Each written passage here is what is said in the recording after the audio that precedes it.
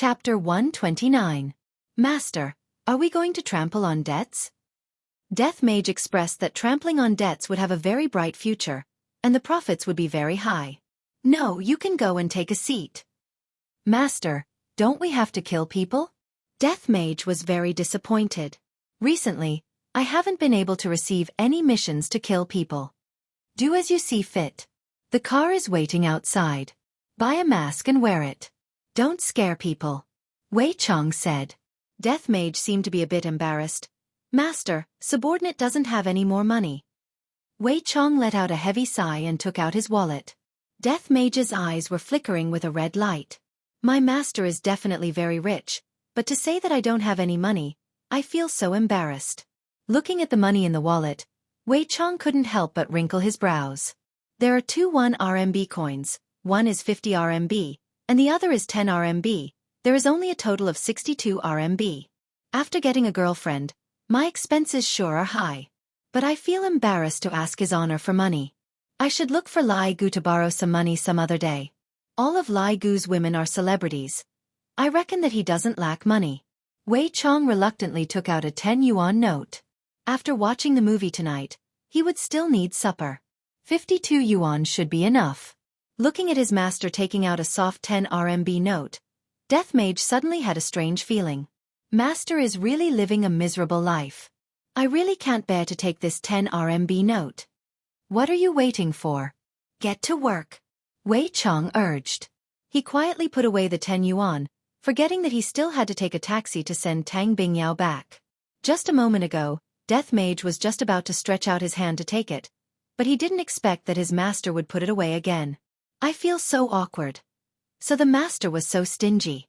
Walking out of the toilet, Death Mage walked through the leisure bar with his head lowered. At the same time, he took a clown mask from the table. From other people's perspective, they might even think that he was role-playing, as that sickle looked so realistic. Jiao Yi was very curious about who Wei Chong would call over. He was truly too fucking curious. This leisure bar had this kind of magical power. Those who didn't understand would think that it was a tiger's den, but those who understood a little would be filled with boundless curiosity. Thoroughly understood. They're all weirdos. He took out a Cuban cigar, put it under his nose, sniffed it, and cut off one end. The lackey in front of him was instantly enraged. This young man had a bright future. Just when Lord Jiao was smoking, a human figure walked out from the leisure bar. He was wrapped in a black gown and wore a clown mask on his face. Looking at his attire, Lord Jiao foolishly held the cigar in his mouth and even forgot to open the car door. This was probably the black robe that fought Xiao Yi. That Wei Chong actually called over such a ferocious person. How did he do it? This is too fucking scary, isn't it? Please don't sit beside me, don't. Death Mage opened the car door by himself, and with a stab of the sickle in his hand, a hole was cut open on the roof of the car, and the sickle that was emitting a cold glint just happened to stab onto Jiao Ye's cigar, cutting it into two. A Rolls-Royce Phantom was sliced in half just like that. Death Mage retreated once again, and an ear-piercing sound suddenly rang out beside Jiao Ye's ears. When Jiao Yi raised his head to take a look, he saw the panoramic sunroof at the back row. He turned the scythe of death into a walking stick before sitting down steadily. Lord Jiao reflexively moved to the other side and sat down. What should he say now? That person is someone who fought against Xiao Yi. What should I do? I'm waiting for you online. I'm urgently looking for you. After sitting in the car, Death Mage was thinking about another matter. Wasn't my subordinate, Death Assassin, on a business trip? That Long Outyen must be a rich man. After he finished his business tonight, he would go and knock some lollipops. Long Outyen, who was currently training hard, felt a gust of cold wind and couldn't help but tremble. Jiao Yi, are we going? The driver in the front asked while trembling with fear. Go. While being blown by the natural wind, Jiao Yi felt very melancholic. Ever since I met the boss, I feel that I am not like myself anymore. Your Excellency, how should I address you? GGG. Imperial translation. Idiot. Hearing the strange sound that the black robe made, Jiao Ye's back felt a chill. A top-notch Cuban cigar. Do you want one? Jiao Yi asked nervously, and his hands were trembling. Death Mage took a look at the cigar and nodded his head. Jiao Yi let out a sigh of relief. As long as the other party is willing to accept the cigar, I will be able to be more at ease. He personally cut the cigar and passed it to the black robe. Wait a minute. That hand. Why is it white? When he saw the black robe taking off his mask, Zhou Ye's eyeballs almost popped out. This isn't a fucking human. It's actually a skeleton. There is a fucking skeleton sitting beside me. What should I do? I'm waiting online. Zhou Ye took out a golden bright lighter and lit it up with both of his hands. However, his hands were trembling very intensely. Death Mage took a deep breath. I feel that it's not bad. It's quite flavorful. However, Zhou Ye wasn't calm anymore. This black robe's entire body was emitting smoke, and those who didn't know would think that the car was on fire.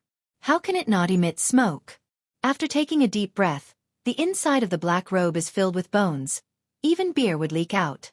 GGG, Imperial Translation, I want all of those. Although Zhou Ye didn't understand what the black robe was saying, his finger was pointing at the cigar box. If Zhou Ye didn't even understand what the black robe was saying, then he would have wasted his time here. If your distinguished self likes them, I still have a lot of them here. Zhou Ye decided to hug onto the black robe's thigh. That boss is too cold, and I feel that he isn't someone who is easy to talk to. That Wei Chong is the same as well. This black robe is different, because he has needs. Death Mage stretched out his hand and patted onto Zhou Ye's shoulder. GGG. Imperial Translation, not bad, young fellow. Zhou Ye's smile was very forced. Looking at the skeleton hand on his shoulder, his entire body felt bad, as if his body was hollowed out. Death Mage could be seen taking out an Apple X and a power bank. Opening the game interface, Death Mage tapped on the button to top up, then placed it in front of Zhou Ye. Zhou Ye was very nervous and asked, Your distinguished self, do you need to top up? GGG.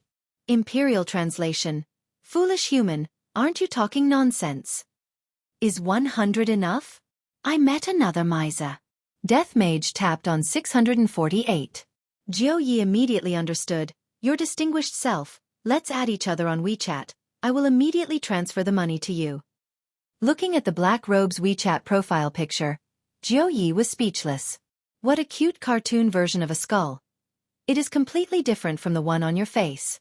Seeing that the other party transferred 1,000 yuan to him, Death Mage expressed his gratification. This human has a bit of good eyesight. Bayu. Zhou Ye had never seen a person who could fish so seriously before. No, a skeleton. Especially this kind of expert, to actually go and play such a childish game. This is simply ruining one's worldview. The Rolls-Royce Phantom, whose roof was opened, drove out of the city. Along the way, there was still smoke, and the scene was a bit strange. There was a red wine winery in the western outskirts of Long'an City, and the boss of the winery was naturally Zhou Ye. Zhou Ye was more or less the host, and he had to do his part as a host. He had to properly make arrangements for the arrival of the various powers. Chapter 130. This winery was the product of Lord Zhou's meticulous care. Lord Zhou even lived here, which showed how much he valued this place. After all, the location of this winery was very good. It was far away from the hustle and bustle of the city. Everywhere was filled with a peaceful atmosphere, as if it was situated on a green prairie. Sir, we have arrived. Lord Zhou smiled modestly. Bayu. Death Mage held onto his phone with a cigar in his mouth and a cane in his armpit. A mask. I forgot. Sir, wait for me. Without waiting for his underling to open the door, Zhou Ye immediately ran over and asked about Death Mage's well-being. However, Death Mage's gaze was only focused on his phone. Hua.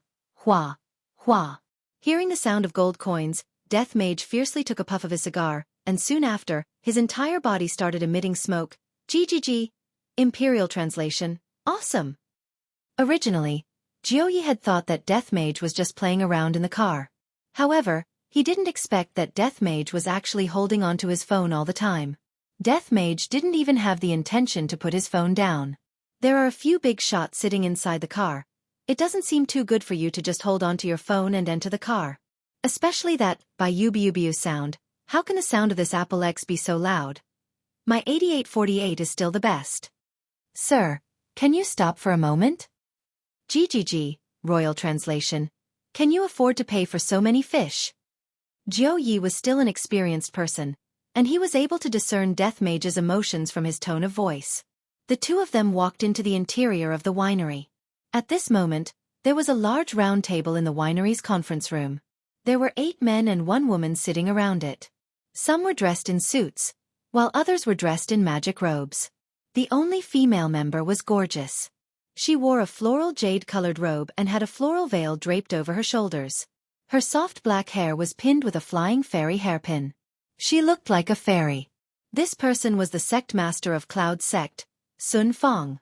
What the hell are we doing here? One of the middle-aged men shouted in a deep voice. This person was the alliance leader of the Southern Alliance, Hai Dicey. Because he was bald, he looked quite fierce.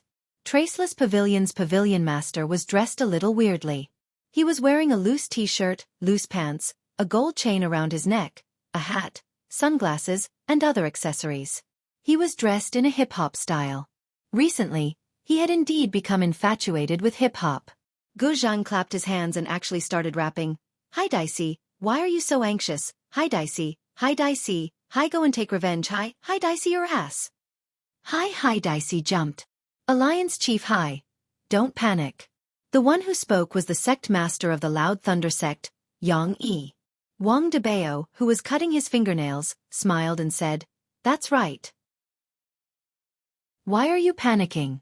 Didn't the Dry Zen sect also lose an elder? How does it feel to have someone to accompany you? Dry Zen sect master Che Zhishuan's expression turned cold. Wang Debao. Dry Chan E sect Hai said, Lord Hai Che. Hai of. I said I. Lord I Lord I. Young as I as. Hai. Young. Lord. Li Ji Tian Hai. Ji Lord. Hai said. Ji. All right, everyone stop talking. The one who spoke was called Ji Anyun. He wore a pair of ordinary glasses, and his looks were average. However, he seemed to be very intelligent. In fact, none of them dared to act rashly, because everyone's strength was about the same. Unless they outnumbered each other, it would be meaningless. After all, if fighting wasn't to win, then what was the point of fighting?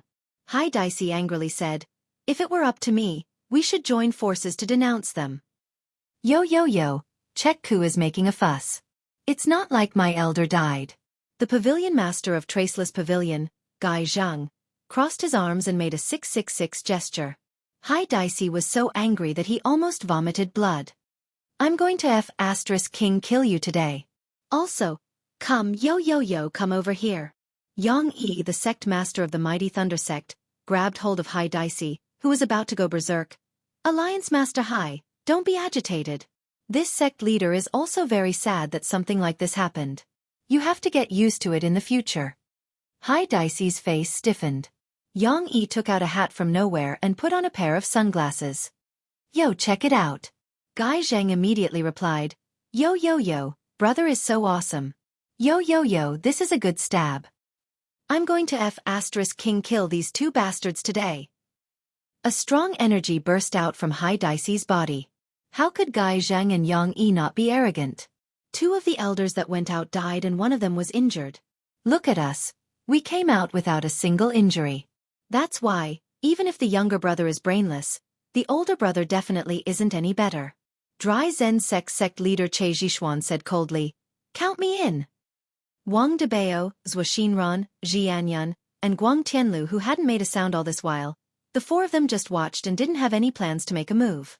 To them, all of these people could be counted as cultivators, and this kind of relationship had to be divided properly. Enough! Cloud sect leader Sun Fong shouted out coldly. She is a beauty, so I have to give her some face. Che Zhishuan snorted and gradually retracted his killing intent. If it wasn't for sect leader Sun pleading for you all, I would have turned you all into thick water today. That's right. Since sect leader Sun has spoken, I won't make things difficult for you 2 immature children. Hai Dicey's expression changed. If he was an angry man just now, then he was a warm young man now. The Beauty of the North was by Cixin, and the Pride of the South was Sun Fong. The beauty of these two beauties wasn't just for show. Hai Daisy and Che Jixuan just felt that they had lost face. Gai Zheng and Yang Yi, on the other hand, were just teasing the beauties and using this kind of method to attract the other party. Or maybe they had gotten some news and found out that sect leader Sun was listening to hip-hop music recently, so they purposely did this. Today's discussion is about how to protect the ancient godly equipment and the ownership of the ancient godly equipment. Sun Feng's tone was gentle and comfortable. Zhou Xinran touched his hair. Sect leader Sun, how is your sect's elder Xing? Family leaders will really cares about our sect's matters. Sun Feng's tone was slightly angry. Ji Anyun rubbed his eyes. I heard that Elder Xing died on the way back yesterday, is that true? Elder Xing sacrificed himself for the greater good, but I will naturally take revenge for this. Well said. Revenge. Hai Daisy and Che Jixuan immediately agreed. Zhou Xinran chuckled. Lord Jiu will bring people over later. I'm really looking forward to your revenge. Wang Debao took off his shoes, then took off his socks, and actually started to cut his toenails. This action made people's hair stand on end. Sect leader Sun, I feel that we should think more about the matter of revenge. Gai Zheng felt that it was better not to take revenge. Yesterday, when the elder came back and reported the situation, although he wasn't there, his heart still felt cold when he heard it. Just as Sun Feng opened her mouth to speak, a soft sound entered everyone's ears. Bayu bayu bayu. Chapter 131. Bang! The two doors were kicked open by Death Mage, and Jiu Yi, who was at the side, froze in the middle of persuading Death Mage. The atmosphere immediately froze. Perhaps it was because the two wooden doors were quickly opened. The sealed conference room produced a wind that blew Death Mage's black robe up. If Death Mage was to wear a wig, his posture would be comparable to the god of gamblers. Especially the cigar that Death Mage was holding in his mouth, when he took a puff, his entire body would emit smoke, making him look very stylish. The iPhone 10 that he was holding in his hand was ringing with a beautiful and joyous melody, and at the bottom of the phone was a white cable that extended into the black robe. Presumably, it was plugged into a power bank. Death Mage swept his gaze across everyone. Their strength is not bad, but compared to Xiao Yi, they are still a bit weaker. But even if that is the case, fishing is still more important.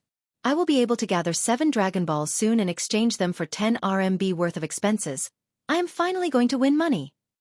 The 9 people present just watched as Death Mage walked in, sat down, and then, biu, as the leader of a sect or family. Of course they knew about the incomparable battle that happened that night. Xiao Yi fought against the black robe, and in the end, he even used an ancient godly item to win against the black robe. In actuality, Xiao Yi was still wearing a super strong defensive armor. Everyone was guessing who exactly this person was and what relationship he had with the bar owner. Now that he appeared here, there was no need to say much. This person's identity belongs to the top of the bar. That means that the 2 people from yesterday should be his underlings. This bar is truly a place with crouching tigers and hidden dragons. If Death Mage knew what these people were thinking, he would definitely say it. Imperial translation. Master is busy with a date, and his honor is currently dealing with family matters, so I had no choice but to come by myself. Do you all think that I wanted to come? Isn't this the same as losing money? I came out to fish for some money. What everyone was shocked about was not only the identity of the black robe, but also the appearance of the black robe. It is actually an evil spirit. When did such a powerful evil spirit appear? As powerful bosses, they were all stupefied. After all, they are all people who subdue demons, and the skeleton in front of them actually grew up right under their eyes. This is unbelievable. Everyone didn't know what to do. About that, let me introduce everyone. This is the famous black robe. Jiu Yi squeezed out a smile and introduced the black robe to everyone present. Death Mage fiercely took a puff of his cigar, and in an instant, the smoke lingered around the room. Death Mage's bony fingers continued to tap on the screen of his phone, and the sound of gold coins clattering could be heard coming out from the phone's speaker. Wang Debao revealed a puzzled expression. What was the relationship between it and the man that day? Employment relationship? Or a superior and subordinate relationship? Such powerful skeletons shouldn't have a superior and subordinate relationship. The employment relationship was more normal. Suddenly, Wang Debao felt that there was a possibility. That man was also Black Robe's underling. As the boss, It was only natural for him to step in. If that's the case, everything will make sense. I wonder if my wife will praise me after hearing my deduction or not. Just thinking about it makes me so excited. Popping candy with iced water, it feels so good. Everyone, why don't we begin? Lord Joe laughed dryly. Black Robe couldn't control him. He was a great god. Ji Anyan adjusted his spectacles and looked towards Death Mage, and a row of information immediately appeared on his spectacles. Race, undead life. IQ. Realm.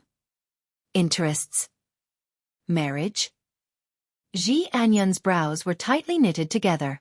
Could it be that this spectacles crashed? It's actually filled with question marks. Hai Dicey could be seen taking the lead and saying, "Before we start the meeting, Wang Debao, please leave." Wang Debao wore his shoes and sniffed his hands. Why? A man who married into by family, what right does he have to sit together with us? Che Zhixuan shouted out.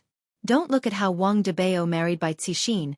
Everyone in the circle knew that Wang Debao was afraid of his wife, and he was even more afraid of by family. However, Wang Debao just had to set his headquarters at Gao Hai City in the south. Everyone knew that Wang Debao was afraid of his wife. Furthermore, Bai family was the leader of the family. The wife controls the north, the husband controls the south, and then the two swords would work together. Zhua Xinran said faintly, CEO Wang's hometown is in Gao Hai City. How can you say that he is a northerner? Bai Yubiubiu. But he has a northerner wife. Gu Zhang changed his hip-hop style and slammed onto the table as he shouted. Bai Yubiu.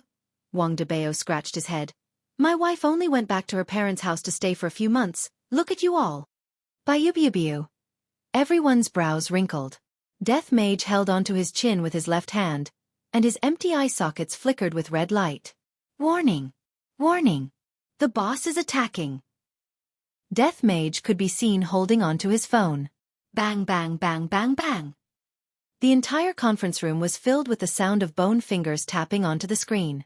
Jiao Yi had the intention to persuade Death Mage, but when he saw how excited Death Mage was, he decided to forget about it. Gradually, Death Mage put down his phone, and a black fog emitted out from his body, scaring everyone into activating their defense. Death Mage looked at the gold coins that had already been cleared, and he really wanted to kill someone. I just spent over 1 million gold coins in one go, and in the end, a human entered the room, clicked on the screen and killed the boss. How can I not be angry? All cunning humans deserve to die. The black fog on Death Mage's body actually left his body and floated above his head like a black cloud. In an instant, the black cloud rapidly flew towards a corner of the conference room. Everyone turned pale with fright, not knowing what the Black Robe was doing. Meanwhile, Death Mage quickly picked up the cane that was placed beside him and fiercely threw it forward. Dong! The cane was forcefully stabbed into the wall, and its original appearance was gradually revealed. Everyone took in a breath of cold air once again, but what was even more shocking was yet to come. The wall was actually bleeding. Gradually, a person who was wearing a black robe was revealed, and there was a big hole in his chest. Profound hidden sect. Everyone cried out in shock. A horrified scream rang out from within the black cloud, and the black cloud seemed to be wrapped around something that was floating in the sky. Everyone didn't need to think too much to know who it was. Originally, Death Mage didn't want to care about it, but who knew that the boss that he had painstakingly killed would be snatched away by someone else? Wasn't it just nice that there were two muzzles? The expressions of the big shots in the conference room didn't look good. The people from Profound Hidden Sect had infiltrated into the conference room, and not a single one of them noticed it. These two people were definitely the trump cards of Profound Hidden Sect.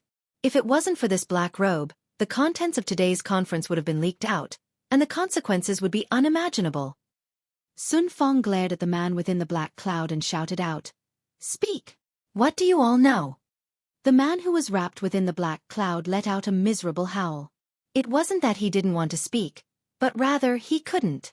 Death Mage's finger moved slightly, as if he was torturing the man above him. "Your Excellency, can you let him go? I want to ask." Sun Fong said to Death Mage. Her tone was very courteous, but in her heart, she was very angry. This fellow subordinate killed my elder. GGG. Imperial translation. I don't want to. Following that, Death Mage clenched his finger. The black cloud instantly corroded the man, and soon after, the man dissipated. Not even a piece of him was left behind. Chapter 132. The entire meeting room turned silent in an instant as everyone stared at Sun Fang in disbelief. Everyone estimated that with Sun Fang's strength, she had a 4% chance of winning against Xiao Yi.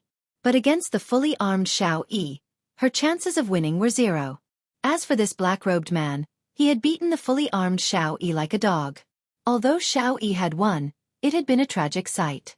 In actuality, everyone had overlooked one point. Death Mage was ordered to not kill Xiao Yi, and yet, Death Mage acted recklessly, and in the end, he was killed by someone. Everyone really couldn't understand why Sun Fang wanted to challenge this black robe. The gains didn't make up for the losses. If something bad happened, she would die. Sun Fang's beautiful eyes were ice cold. Her own elder had died miserably at the hands of your little brother yesterday. Of course, this vengeance should be avenged by this sect leader. If I let this enemy go, how would I explain it to the disciples of the sect? It would make the hearts of the sect disciples even more bitterly disappointed. No matter what the hell that Purity Bar was up to, he had to take revenge for Elder Xing today. Thinking of this, Sun Fang couldn't help but recall the way Elder Xing was carried back. All of the meridians in his body had been severed, and his internal organs felt as though they had been tossed into a blender. After asking a disciple, she found out that this was caused by Elder Xing's duel with a middle school student. At that time, there didn't seem to be anything out of the ordinary. He must have fallen into some sort of secret passage. What a joke! How could an ordinary person withstand a casual slash from Lai Gu, even if it was a slash from his hand? All the big shots in the cultivation world were very worried, but the family heads on Wang Debao's side didn't care and just treated it as a show. Death Mage stared at Sun Fang with his empty eye sockets. The latter did not seem to be afraid in the slightest. However, to Death Mages, they were already used to this kind of gaze because they did not know their own strength at all. A mere human woman dares to challenge me? Death Mage was currently considering whether to kill her, or... I heard that his honor has been cultivating his humanity recently, and even Master is cultivating his humanity as well. From this, it could be seen how important humanity is. Thinking about it, I am also cultivating my humanity. At the very least, I can be considered to be keeping up with his honor and Master's footsteps. Thinking about gambling, Death Mage decided that he had to win this time. He picked up his phone and started typing. Colorful words scrolled across the screen. I'll bet on 1. Sun Fang shouted in a tender voice. I'll accompany you to the end. Death Mage typed again. If you lose, you'll become my slave. Everyone cursed him for being shameless in their hearts. It was obvious that he was going to win, yet he still wanted to take in a proud southern girl as a slave. He was simply inhuman. So what if you accept it? Do you even have a weapon? Sun Fang was angered to the point her face flushed red. As the sect master of the Cloud sect, when had she ever been humiliated like this? If she didn't wash away the humiliation she suffered today, how would she be able to raise her head in the cultivation world? All right. If you lose, I'll hack you to pieces. Death Mage nodded his head. If I am still unable to win this bet, I will stop gambling from now on. Lord Jiu face-bombed. The meeting hadn't even started and they were about to start fighting. What a headache. Death Mage stretched out his skeletal hand, and the death scythe that was nailed onto the wall flew back into his hand. Sun Fang then casually grabbed onto something, and a purple sword appeared in her hand. The group arrived at the large garden behind the winery. It had to be said that the air in the suburbs was really fresh. In addition, there were many flowers and plants planted around, and they could smell the fragrance of the flowers when the breeze blew. This kind of scene was a good time for a date. Sitting on the grass, hugging a big sister, and looking at the stars. Borrowing the darkness, they could even get intimate with each other. Seems like Lord Jiu had his own plans for staying here. Everyone, do you want to change to another place to fight? Lord Jiu said weakly. This garden was something that I meticulously made. However, not a single person replied to Lord Jiu's question. Death Mage and Sun Fang stood at the center, and the battle was about to start at any moment. The other 4 big shots of the cultivation world were prepared to save Sun Fang at any moment. Death Mage stabbed the death scythe in his hand onto the ground, then spread out his hands and said, "GGG," Imperial translation. Woman, tremble in front of me. Although Sun Fong didn't know what the black-robed man in front of her was doing, she knew that he definitely didn't have any good intentions. Immediately, Sun Fong pulled out her sword. A series of sword cries immediately rang out, and everyone couldn't help but exclaim in admiration. Sect Master Sun's strength doesn't seem to be as what the rumors say. Isn't this nonsense? Who doesn't have a few trump cards up their sleeves? It's just that they didn't use them yet. Death Mage stretched out his index and middle fingers, and everyone didn't understand what he meant. However, when they saw Death Mage slightly hooking up his index and middle fingers and shaking them at an extremely high frequency, everyone sucked in a breath of cold air. That was because everyone had forgotten an important point. Although Death Mage didn't have any weapons, he still had his fingers. As expected of a talent. Sun Fong's face flushed red, and the spiritual energy on her body suddenly exploded out. The flowers and grasses in the surroundings immediately flew into the sky, and the scene was instantly beautiful. A silver light flashed, and Sun Fong's entire body turned into an afterimage. Everyone who was watching the battle had grim expressions on their faces. Sun Fong's strength is truly very strong. Sun Fong looked at the dazed black robe and sneered in her heart. Do you really think that I, the sect master, am easy to bully? And to still want to be your female slave? You are truly delusional. Death Mage didn't use any weapons. That was because he had other intentions. Death Mage stretched out his spotlessly white and long bone finger and grabbed out. He firmly grabbed onto Sun Fong's right wrist that was holding onto the sword, then grabbed onto Sun Fong's alluring waist with his right hand. Hai Daisy was dumbstruck. How is this even a battle? This is clearly a display of affection. Che Zhixuan clenched his fists tightly. The goddess in his heart is actually being hugged by a skeleton, damn it! Gu Zhang and Yang Yi were about to go berserk. Their goddess was being defiled by a skeleton. Wang Debao was also very stupefied. I didn't expect that this skeleton would actually be so good at flirting with girls. The two of them looked like they were doing a ballroom dance, and it was hard for people to not think too much. Sun Fong was even more miserable. The skeletal hand on her wrist was like an iron pincer, and the hand around her waist was the same, making her unable to move at all. Looking at the skull that was so close to her and the red glow in its eye sockets, Sun Fong didn't show any signs of weakness. The spiritual energy in her body erupted once again. Even if she had to risk getting injured, she wouldn't let this skeleton take advantage of her. Boom! A shockwave spread out with the two of them as the center, and the entire sky was filled with all sorts of flowers.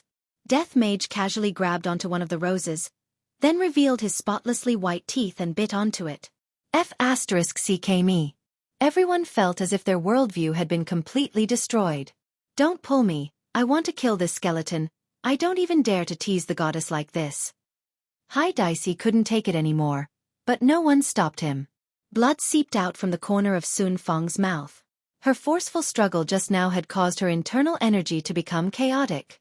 This black robe was truly terrifying. This was only the first exchange of blows, and he was already injured. If this continued, he would definitely lose. If it really comes to that, even if I die, I won't let a skeleton humiliate me. Suddenly, Sun Fong felt a chill coming from her back, and the sword in her hand immediately flew towards Death Mage. Chapter 133. Let go of my goddess. Che Zhixuan angrily attacked, and a powerful spiritual energy struck towards Death Mage. A black fog shot out from Death Mage's bone finger and instantly dispersed the spiritual energy that was rushing towards Che Zhixuan. Dry Zen sect was an alchemy sect, and their overall strength was not very high.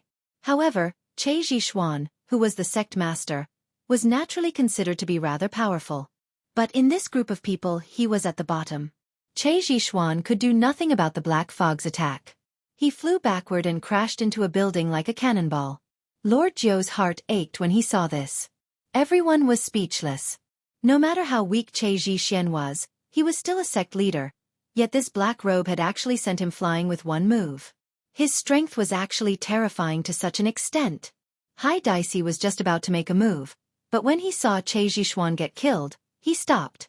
Although the goddess was still needed, if he didn't have a life, how could he be intimate with the goddess? Death Mage inserted the rose that was in his mouth into Sun Fong's hair. This action caused everyone to tremble with fear, and no one dared to recklessly attack Sun Fong. Sun Fong glared at the skeleton in front of her. She did not beg for mercy. nor was she afraid. Kill me if you can. You want me to be your slave? Dream on. Looking at the beauty in his arms, the undead skeleton smiled. GGG, Imperial Translation. You want to die? How could it be that easy? Death Mage could be seen lowering his head slowly. Sun Fang's expression finally changed. Everyone was stunned. What happened next caused goosebumps to rise all over people's bodies. They actually kissed. After quite a while, Death Mage raised his head. Human women's lips are so soft. My first kiss is actually gone. Looking at the woman who had already fainted, Death Mage carried her into his embrace, then picked up his scythe and disappeared from everyone's sight. There was only one thought in all the men's minds. It was over. The southern beauty Sun Fang had been defiled by a skeleton. When Death Mage appeared once again, he was already in the middle of a large mountain. Placing the woman in his embrace onto the grassland, Death Mage lit up a cigar, took out his phone, and recharged all of the money that he had left. The familiar voice sounded again. Bayubia Bubiu. Master! A black figure appeared beside Death Mage and shouted out respectfully. This person was the death assassin who was guarding Long Outyen. What happened to that Long Outyen? Death Mage asked while playing with his phone. In actuality, Death Mage could very well ask Jiu Yi for money, but Death Mage felt that if he were to ask the same human for money, if news of this were to spread out, where would his face be? If Master and his honor were to find out about this, wouldn't I not even be able to raise my head? Replying to Master, Long Outyen has been staying in a small thatched cottage during this period of time, and he has not appeared. Death assassins seem to be a lot more normal. I finally met a normal person. Find an opportunity to ask for some money. We don't have enough funds. Master, he's here. Oh. Hurry up. It's time to top up again. Yes, Master. Death Assassin's figure disappeared in an instant, truly coming and going without a trace. Meanwhile, Death Mage continued to keep on going. Bayubiu. Beside him, there was even Sun Fang who had fainted. However, in everyone's heart, the southern pampered girl Sun Fang was definitely being humiliated by the skeleton. However, this news would instantly spread throughout the entire south, even to the north. Now, even if Sun Fang returned safe and sound, everyone's saliva would drown her. Within the small thatched cottage, Long Outyen, who was wearing a tattered long gown, was currently hugging onto a petite and cute girl while saying words of love. Meng Meng, I wonder if you will be able to come back alive after going out today. Long Outyen let out a long sigh and said with an extremely gentle tone. Meng Meng rubbed onto her beloved man's chest and said, Brother Long, if you meet with misfortune, Meng Meng will accompany you. Long Outyen took a deep breath. This is the plot of the main character. Being loved by the female lead to death. Wait till I defeat that black-clothed man, the entire world will belong to me, Long Outyen. I, Long Outyen, will be able to pick any beauty in the world. However, Meng Meng, don't worry, when Brother Long finishes working hard outside, I will definitely come and pick you up. Long Outyen consoled Meng Meng attentively. Meng Meng smiled tenderly. It's all right, Brother Long, you just have to work hard at ease. Meng Meng will wait for you here. Meng Meng, you are the best. Brother Long, keep this bottle of medicine, take 1 pill a day, if not, the love goo will break out. Meng Meng, I, Long Outyen, thank the heavens for having you in this life. Tears of pain flowed out from Long Outyen's eyes. Isn't it just having sex? To actually be so ruthless, why am I, Long Outyen's life, so bitter? Brother Long, Meng Meng will be yours for my entire life. Meng Meng, Long Outyen cried. After a long time, Long Outyen said gravely, Meng Meng, I'm leaving. Brother Long, you must definitely come back victorious. Bringing along his exhausted body, Long Outyen walked out of the small thatched cottage. The feeling of leaving feels so good. After walking far away, Long Outyen shouted loudly, Come out! My Dragon God technique has already been trained to the 2nd level. Watch how I take revenge today. It's all because of you, you bastard. I had to use the Earth Escape Talisman to escape to this desolate place, and even got poisoned by the love goo. You destroyed my dream of having a harem. The hatred between me and you is absolutely irreconcilable. Right after Long Outyen finished shouting, Death Assassin suddenly appeared, giving Long Outyen a fright. The imposing manner that he had just now immediately disappeared, and Long Outyen immediately hid behind a tree. F***K. I have already trained my dragon god technique to the second level. What am I afraid of? Walking out from behind the tree, Long Outyen pointed at Death Assassin and shouted, "You! Don't be arrogant. Let's exchange one move today. Let's agree on it. We will only exchange one move. Whoever uses the second move will lose." GGG. Imperial translation. No problem. Long Outyen retracted his frivolous smile, squatted down slightly, and stared at Death Assassin with his pair of tiger-like eyes. His entire body immediately emitted out a powerful aura, and his pair of eyes gradually turned golden. "Come over." Long Outyen roared towards the sky. Death Assassin held onto the dagger and performed a horizontal stab. That night was a huge blow to Long Outyen. He was completely unable to catch the opponent's speed, but now that his Dragon God technique had been trained to the second level, he was clearly able to feel the opponent's movement. Long Outyen slightly tilted his head, and a strand of his hair slowly fell onto the ground. Long Outyen clearly felt it. "I didn't expect that I would be able to dodge the opponent's ultimate move." The smile on the corner of Long Outyen's mouth became bigger and bigger, and soon after, he opened up his arms and laughed wildly. "Ha ha ha! I, Long Outyen, have finally dodged it. The humiliation from that day has finally been washed away. Ha ha ha!" Death Assassin looked at Long Outyen, who had already sunk into madness, and he really couldn't understand why Long Outyen would be so happy after dodging his most ordinary attack.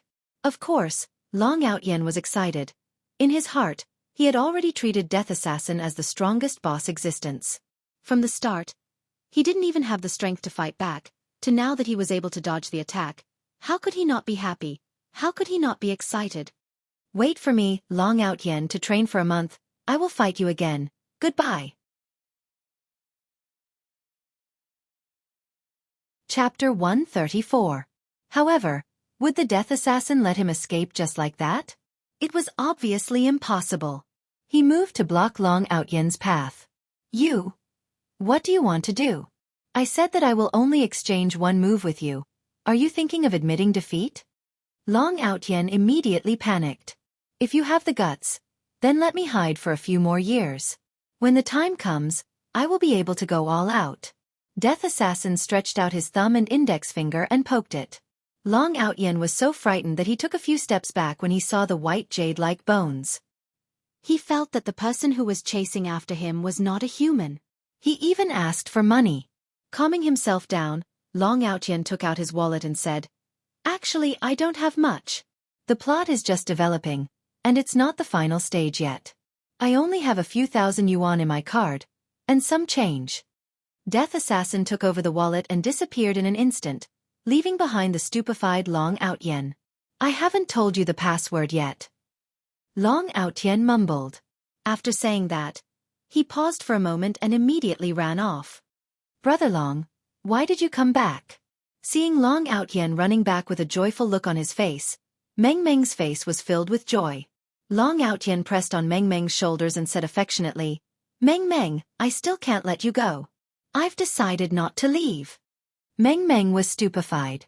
She was moved to tears. "Brother Long, you are really too good to Meng Meng. I still can't beat the other party." Brother Long is feeling bitter in his heart. Wiping away her tears, Meng Meng said softly, "Brother Long, I'll cook some noodles for you." "Okay, add more sauce." "Brother Long, I hate you." On the other side, Death Assassin had already completed his mission and handed over the wallet with both hands. On the other hand, Death Mage only took out a few $100s, then threw his wallet to the side. "I'm going to deposit some money. You continue to look after Long Outyen." "Yes." Seeing that its master did not plan to take that woman away, Death Assassin continued to ask, "Master, this woman?" Death Mage took a look at Sun Fong, who had fainted. According to the bet, Sun Fong could be considered as his female slave. However, if he were to let a female slave follow him, the expenses that he would have to spend would become huge.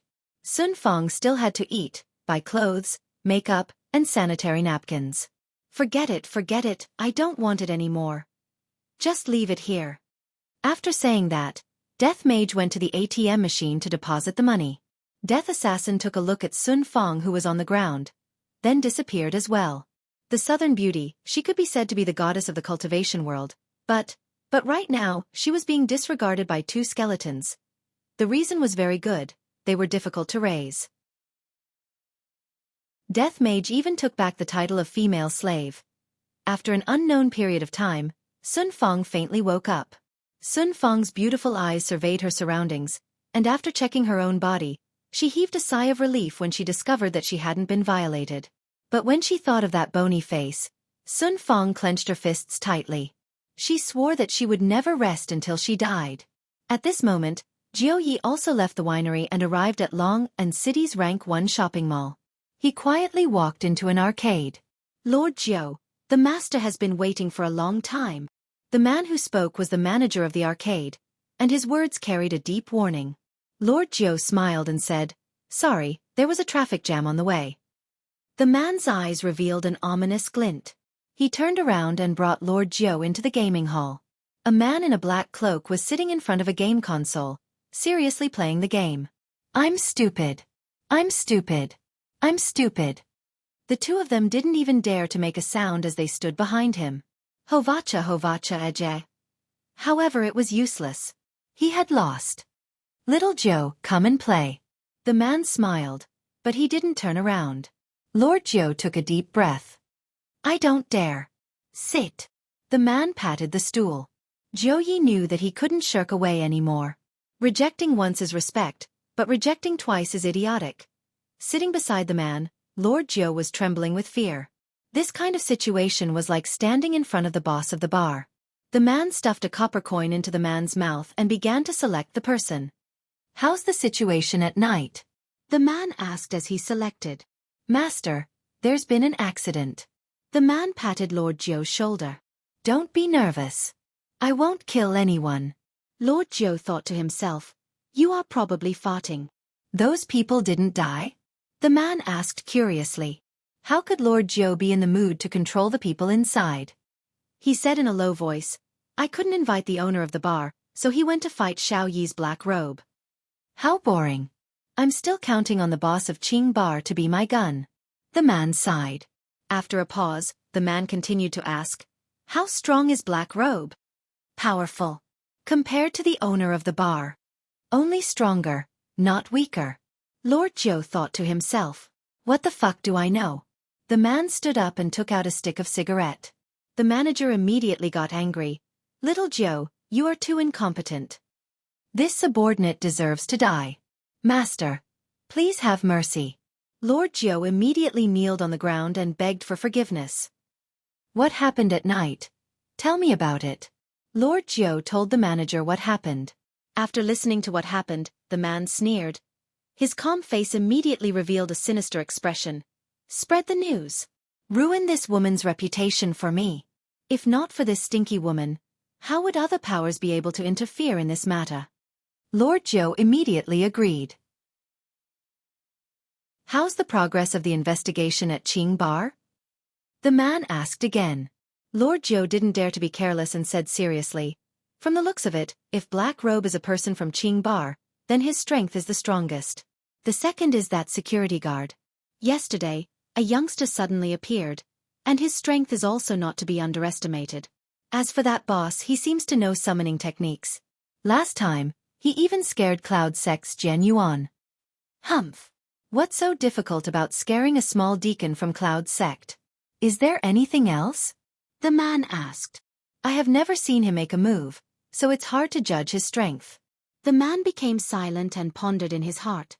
The boss of Qing Bar seems to be the boss, but his strength is the weakest. Could it be that he is a puppet that Black Robe set up to deceive others, and Black Robe is actually the boss of Qing Bar? This possibility is very high. If I obtained an ancient godly item, then I would definitely be able to easily kill Black Robe. However, the current situation has become complicated. Originally, he wanted to use tonight to test the strength of Qing Bar's boss. If Gao Shen killed all those people, then he could sit back and enjoy the benefits. Unexpectedly, he didn't go. Wrong. It's not that he didn't want to go, but Black Robe didn't allow him to go. After all, Black Robe is the boss in secret. How could Black Robe not go to such a big scene? If that's the case, then the boss is definitely Black Robe. "Xiao Jiu, keep a close eye on that Black Robe." The man shouted in a deep voice. "Yes, master. This medicine is for you." Thank you, master. Lord Jiu was overjoyed and hurriedly kowtowed to thank him. Go and do your work. Yes. After Lord Jiu left, the man clenched his fist tightly and muttered, This game of chess has been played for 5 years. I cannot fail at the crucial moment. I will kill whoever dares to stop me. Master, you have great fortune. The manager immediately knelt down and kowtowed. Chapter 135. Pay up. The hall downstairs began to be cleaned and closed. Wei Chong no longer wore a security uniform every day after work.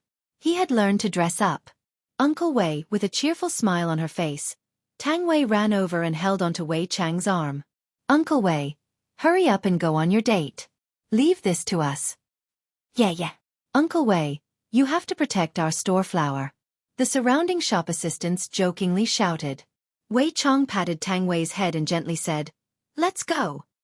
Tang Wei even laid her head on her sweetheart's shoulder. It was getting more and more difficult for her to leave him, and all she wanted to do was to be together with Uncle Wei. Wei Chong was very lovable, but the boss upstairs was very annoyed.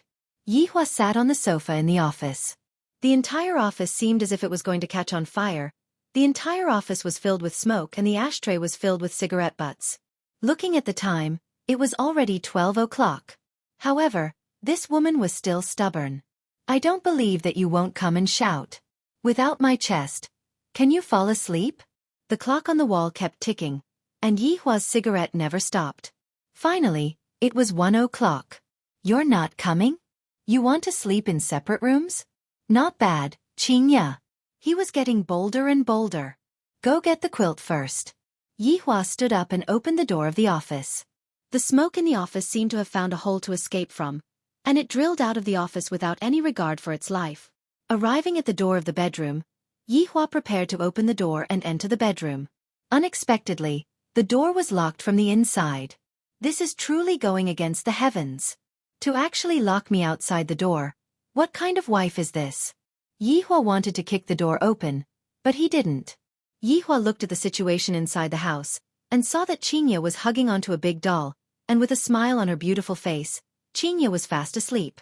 She actually fell asleep smiling. As for me, I actually have insomnia. If I don't sleep, don't even think about sleeping. Yi Hua knocked on the door, then returned to the office. Qingya, who was in a dream, wrinkled her eyebrows. Getting up from the bed, she opened the door, but who knew that there was no one outside the door? To think that you are a cultivator, these are all the actions of a child, Qingya closed the door and continued to sleep. If you have the ability, then go ahead and sleep in the office. Yi Hua, who was in the office, snorted. There will be a day when you will beg me to go to bed with you.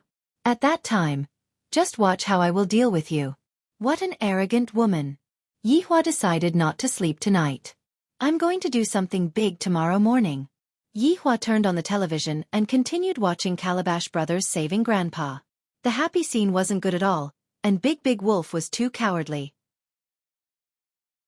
If it was Big Big Wolf himself, he would have slapped Big Big Wolf twice to show his true colors as a man. Since he had decided to pull an all-nighter, Yi Hua prepared spicy gluten, spicy bean skin, ice Sprite, cigarettes, wine, instant noodles, and so on. Awesome! Time passed by slowly, and the sky began to turn bright. Hearing the sound of the door opening, Yi Hua's spirit immediately returned to him and he switched the television off. My sister-in-law is a lazy bug. Sometimes, she wouldn't wake up before noon. The one who woke up so early must be Qingya. Hearing the sound of Qingya coming down the stairs, Yi Hua stood beside the window and looked at the alley. As expected, Qingya went to buy breakfast in the morning. Yi Hua's gaze flickered with a cold light. He went to his own bedroom and looked at his substitute. He was furious. He grabbed the big doll on the bed and tore it apart before tossing it above his head. Sunfall Heavenly Flame.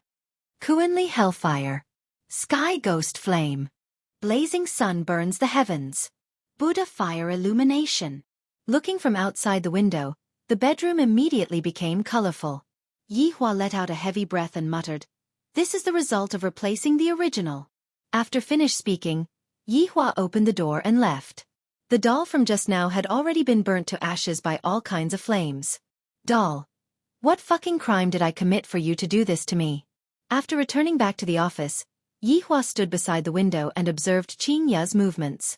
10 minutes later, Qingya could be seen to have returned with breakfast. Yihua extinguished the cigarette butt and waited for Qingya to go upstairs. Hearing those familiar footsteps, Yihua's brows wrinkled deeply. Unexpectedly, the footsteps stopped at the door. Unable to care about anything else, Yihua's body instantly disappeared and appeared on the sofa. The blanket that he was wearing fell onto the floor, and at this moment, the door was opened.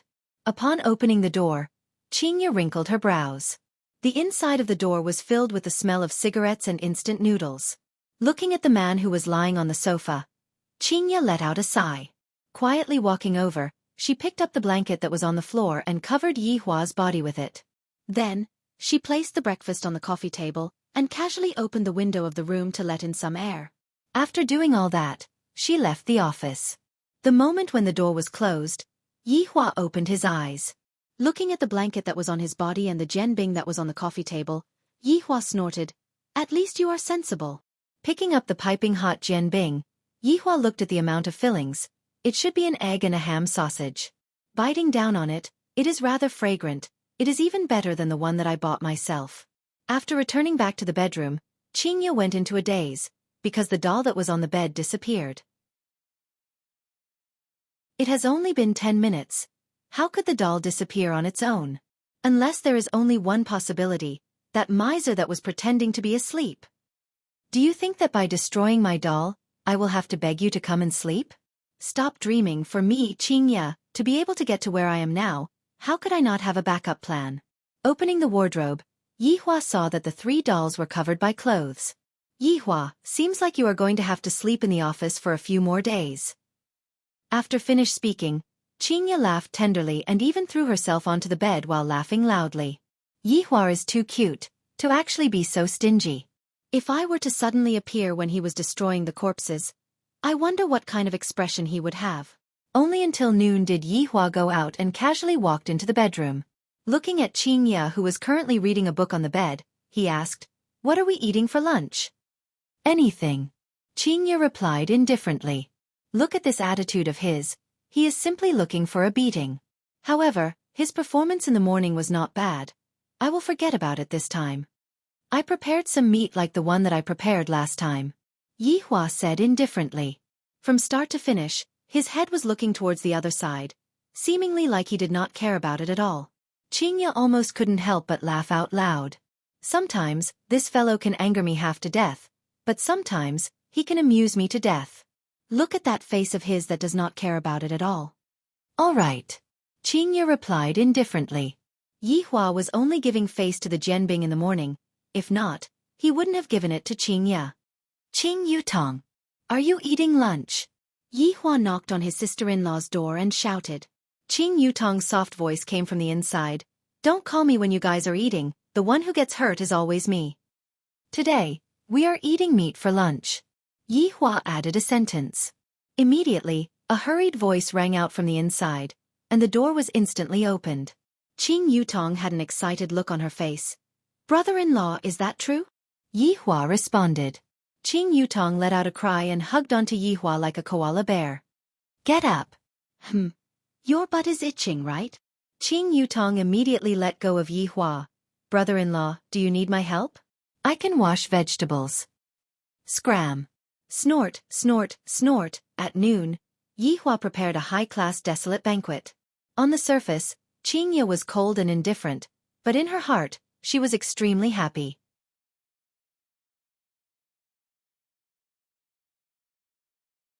Chapter 136. In the blink of an eye, it was already night. Just like yesterday, Yihua waited for Qingya to wake him up. Without the doll, "Let me see how you are going to sleep." Unexpectedly, after waiting for a while, it was already 1 a.m. Yihua decided to go and take a look at what was going on. Standing outside of the door, Yihua's face darkened. Why did another doll pop out? Didn't I burn the doll? Furthermore, Qingya didn't go out today, and there wasn't any express delivery. MLGB.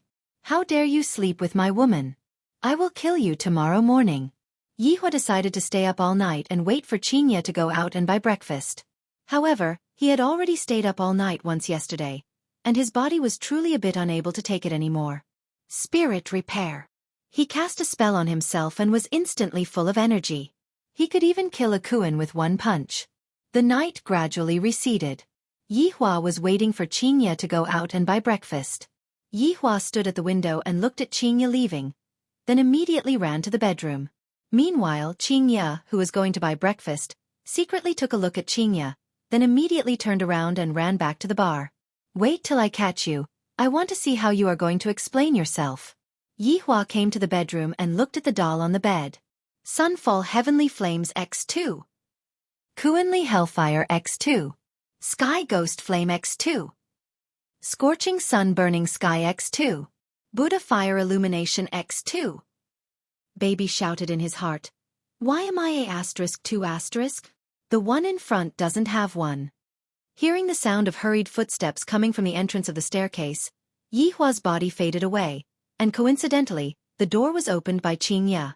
When Qingye saw that the doll on the bed disappeared again, Qingye laughed out of anger. This is simply the jealousy king of the cultivation world. However, Yihua had also become smarter. He knew that Qingye must have definitely bought a lot of things. At noon, Yihua sneakily ran into the bedroom again, and sure enough, he discovered that damned doll in the wardrobe. To think that the damned doll is actually hiding in the wardrobe, waiting to sleep with my woman. Sunfall Heavenly Flames X10. Kuan Fire *10. Sky Ghost Flame X10. Scorching Sun Burning Sky X10. Buddha Fire Illumination *10. Wah wah. However, when night came, Qingye still did not come. Yihua was already on the verge of going berserk, and he really wanted to burn all of the dolls in the world. However, when he arrived at the bedroom and took a look, Qingye was not sleeping inside.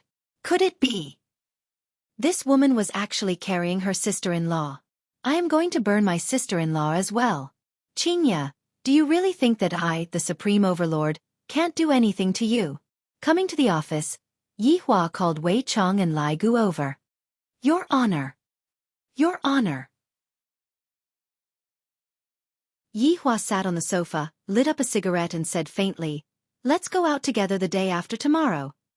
Wei Chong and Lai Gu's eyes lit up, and soon after they said at the same time, We will solemnly obey your Honor's command.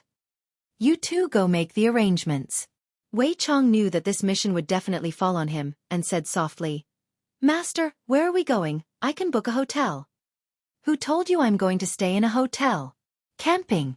That kind of tent. Yihua shouted out gravely. These two brains have returned to the past again, right? If he were to stay in a hotel, with so many rooms, wouldn't he still be able to sleep wherever Qingye wanted? Lai Gu was very depressed.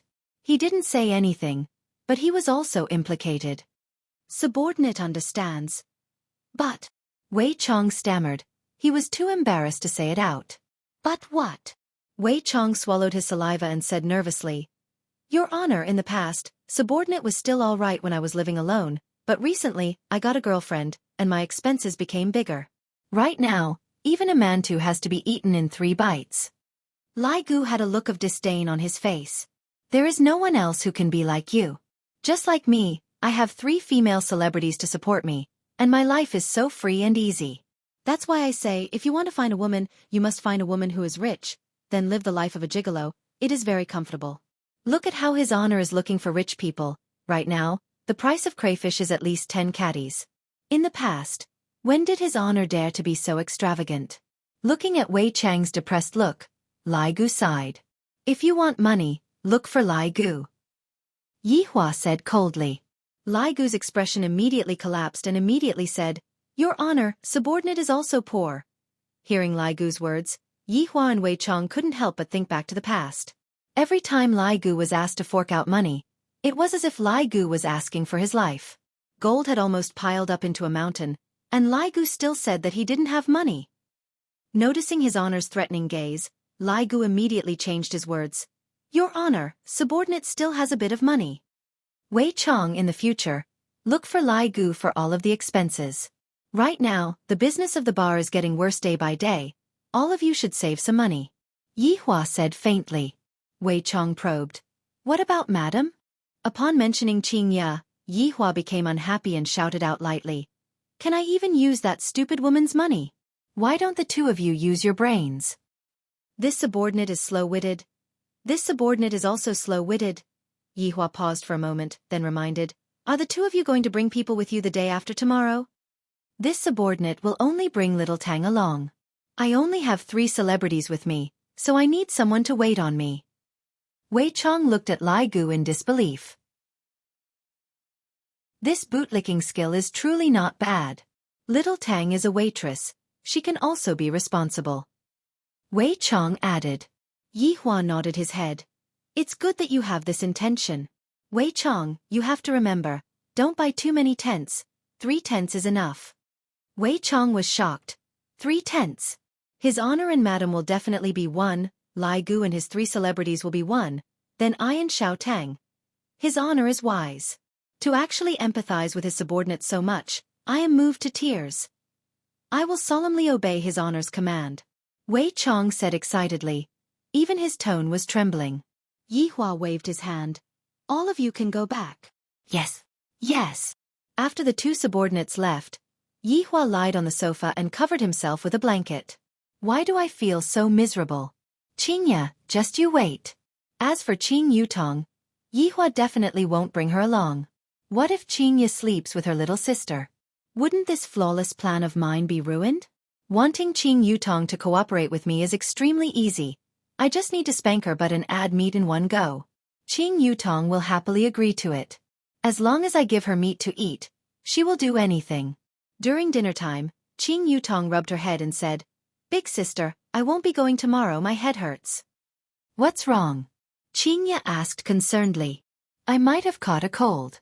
I told you to play less games, but you didn't listen. After finished speaking, Qingya went to look for medicine. You are already so old, yet you are still making me worry. Qing Yutong blinked her beautiful eyes towards Yihua, and Yihua silently nodded his head. Her acting is not bad, as expected of a movie empress. Qing Yutong endured the pain in her chest and ate the medicine.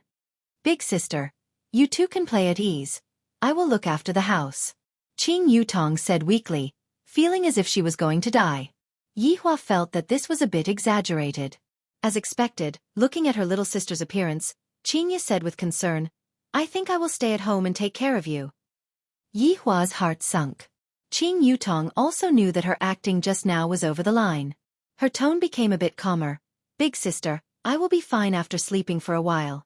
Furthermore, I will be starting my live stream next week. I have to properly practice my skills. Qingya knocked onto her little sister's forehead petulantly. You are already so sick, yet you are still playing games. Let's see how you will be tomorrow morning. Although she was working together with her brother-in-law to lie to her big sister, the look of concern in her big sister's eyes really made Qing Yutong feel very touched. Qing Yutong could be seen hugging onto Qingya and said tenderly, Big sister, you are the best. Qingya smiled, caressed onto her little sister's beautiful hair, then looked at Yihua who was silently eating. She discovered that ever since Yihua appeared, the relationship between her and her little sister had also become better, not like before. Everyone, rest early today. Yihua said faintly, then walked back to the office. Qingya snorted coldly. Qing Yutong let out a breath. These two obviously wanted to die, but they just couldn't put down their face. Why bother? Yihua, who was lying on the sofa, was in a very good mood, as if he could already see Qingya's expression of surrendering and then begging for forgiveness from him. Just thinking about that, Yihua laughed out. Dong dong dong. Come in. Wei Chong could be seen walking in with a weird expression. What's the matter?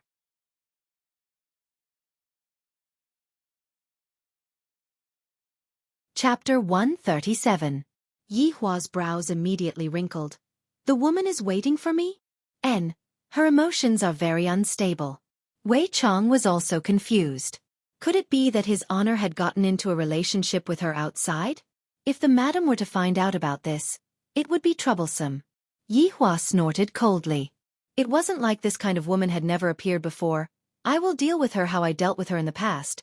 Is there a need to tell me about this kind of thing? But this woman is different. Wei Chong said in a low voice. How is it different?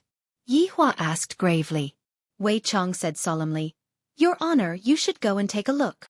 Yi Hua let out a breath and glared at Wei Chong. You can't even handle such a small matter. Did you become stupid from dating? Wei Chong didn't dare to make a sound. This really isn't the problem of dating. This is the problem of your honor. Yi Hua walked down the stairs. There was no one else in the hall, all the employees had left, and there was only a beautiful figure sitting there. The beautiful black hair hung down to her waist. Just this back view alone was enough to give Yi Hua a high score. Furthermore, there was a sword on the right hand of the woman. Meanwhile, she was currently drinking wine and seemed to be rather vexed. If it was the Yi Hua in the past, he would definitely go and strike up a conversation with the woman and then have a wonderful night with her. Thinking up to here, Yi Hua couldn't help but recall a past event. That woman seemed to be in the same state back then. Yi Hua gestured to Wei Chong, and Wei Chong nodded his head and walked forward. Miss, our boss is here. The woman who was drinking wine slowly turned her head around and took a look at Yi Hua. Soon after she started drinking again, and said, He isn't your boss is a skeleton. Yi Hua was immediately startled. This woman actually saw through my true identity. Wei Chong walked over and said in a low voice, Your Honor, isn't this strange? Yi Hua nodded his head. Seems like this woman doesn't come with good intentions. Let's get some information out of her first. How did she know that I am a skeleton? That's right.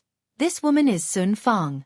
Ever since she returned that night, Sun Fong heard all kinds of rumors, all kinds of versions. On the second day, it was as if the whole world knew that she was tainted by a skeleton. As the sect master of Cloud's sect, to be tainted by a skeleton. This is simply even more unbearable than being killed. Just yesterday, the rumor storm became even more shameless and despicable. A few elders of Cloud Martial School could no longer sit still. They begged Sun Fong to abdicate. Otherwise, Cloud Martial School's 1,000 years of foundation would become a laughingstock for everyone. Sun Fong also knew the seriousness of the matter. She didn't blame the elders. Everyone was thinking for the sect. As for Sun Fong, she had left the Yun sect yesterday. She had left the home that she had lived in for a long time. In her heart, she had thought of committing suicide. However, Sun Fong was unwilling. Even if she had to die, she wanted to drag that skeleton down with her. His reputation and innocence had been completely destroyed by the skeleton. In this life, there was only one thing he wanted to do, and that was to kill that skeleton. Wei Chong pulled out the stool, and Yi Hua sat at the opposite of Sun Fong. He discovered that this woman was indeed beautiful, and her weak eyes seemed to have received a huge blow. How did you know that I am a skeleton? Yi Hua asked gravely, and his killing intent was revealed. Sun Fong was also a little dizzy from drinking too much. She misheard. She looked at the handsome guy in front of her and said, Because I saw it. He's a skeleton. I want to kill him. Yi Hua and Wei Chong were both stupefied. What kind of plot is this? Wasn't he jumping way too fast? Why did you want to kill skeletons? Yi Hua asked curiously. Sun Fong's beautiful eyes turned cold, and a fierce aura burst out from her entire body. Because it tainted my innocence. My only wish in this life is to kill it. The skeleton tainted the lady's innocence? Yi Hua couldn't help but curse out, F***K. Wei Chong was even more stupefied. He asked curiously, Lady, may I ask, how did the skeleton taint your innocence? Bang! A silver light flashed, and a sharp sword was placed on Wei Chang's neck. If you dare to say another word, I will take your life. Sun Fong shouted out drunkenly, and the sword that she was holding onto in her hand was completely unsteady. Yi Hua shook his head towards Wei Chong. Wei Chong naturally understood what his honor meant. As an undead, to actually have such a scum of the same race, Yi Hua decided to get rid of this woman. This woman looks rather pitiful. Recently, I have become a good person. Do you still remember the characteristics of that skeleton? For example, weapons and clothes? Yi Hua asked. Sun Fong's head was dizzy, and while swaying, she said intermittently, It likes to play with my phone. Fish. It wears a black gown, and it has a big scythe. It doesn't know how to speak, and its mouth often makes GGG sounds. Hearing that, Yi Hua was confused. On the other hand, Wei Chong was stupefied. Isn't this the fucking death mage? The evil spirit that I summoned actually tainted a human woman. How is this possible? It is just a skeleton. How did it do that? Your Honor, subordinate has a matter to report to you. Wei Chong said in a low voice. Yi Hua silently nodded his head, and conveniently called Lai Gu over. This damned skeleton is going to be stewed after I capture it. Your Honor, the skeleton that this woman is talking about, it is one of us. Wei Chong finally spoke out, and immediately, he felt that his entire body had become light. Yi Hua and Lai Gu were both stupefied. It is an evil spirit that subordinate summoned out to handle some matters. Wei Chong continued. After a moment of astonishment, Yi Hua said faintly, since it is one of us, then forget about it. However, we have to make things clear, if both parties are willing to do it, then we can just chase it away. If it is a one-sided forceful act, then we have to ask it to take responsibility. For it to even come to my place to cause trouble, what is this? Your Honor is right. I will call it over right now and have it confront this lady face to face. Wei Chong felt that it should be like that. Just that, I really don't understand, how did a skeleton taint a human? Lai Gu said in a low voice. Damn, is the evil spirit that you summoned so good at flirting? Even I have some thoughts about this woman. Lai Gu, how can you not be disgusted, to think about my little brother's woman? TSK, I was just joking, look at how anxious you are, I am a man who has mysophobia. Wei Chong chuckled. What a neat freak. Everyone moved to the toilet, and Wei Chong began his daily summoning. Death Mage. Under the overhead bridge, it was still the same position, it was still the same black gown, and it was still sitting on the side of death. The only thing that changed was Death Mage's phone. From a 10,000 yuan phone to a 1,000 yuan phone. Even if it was late at night, Death Mage was still struggling. Bayu, Biu. The surrounding vagrant's ears were all filled with cotton. Suddenly, Death Mage stopped, and his body instantly disappeared. The surrounding vagrants felt that the flies in their ears had finally flown away, and all of them let out a breath of relief. Finally, they were able to sleep peacefully. In the toilet of the leisure bar. Can't you just choose a clean place to summon? Yi Hua said displeased. Wei Chong said respectfully, Your Honor, be at ease, I have already cleaned up the place. Can I lick it? Lai Gu pouted his mouth and said. Right at this moment, a black figure appeared. Death Mage went into a daze for a moment, and soon after, he didn't even dare to think anymore and kneeled onto the ground. Your Honor!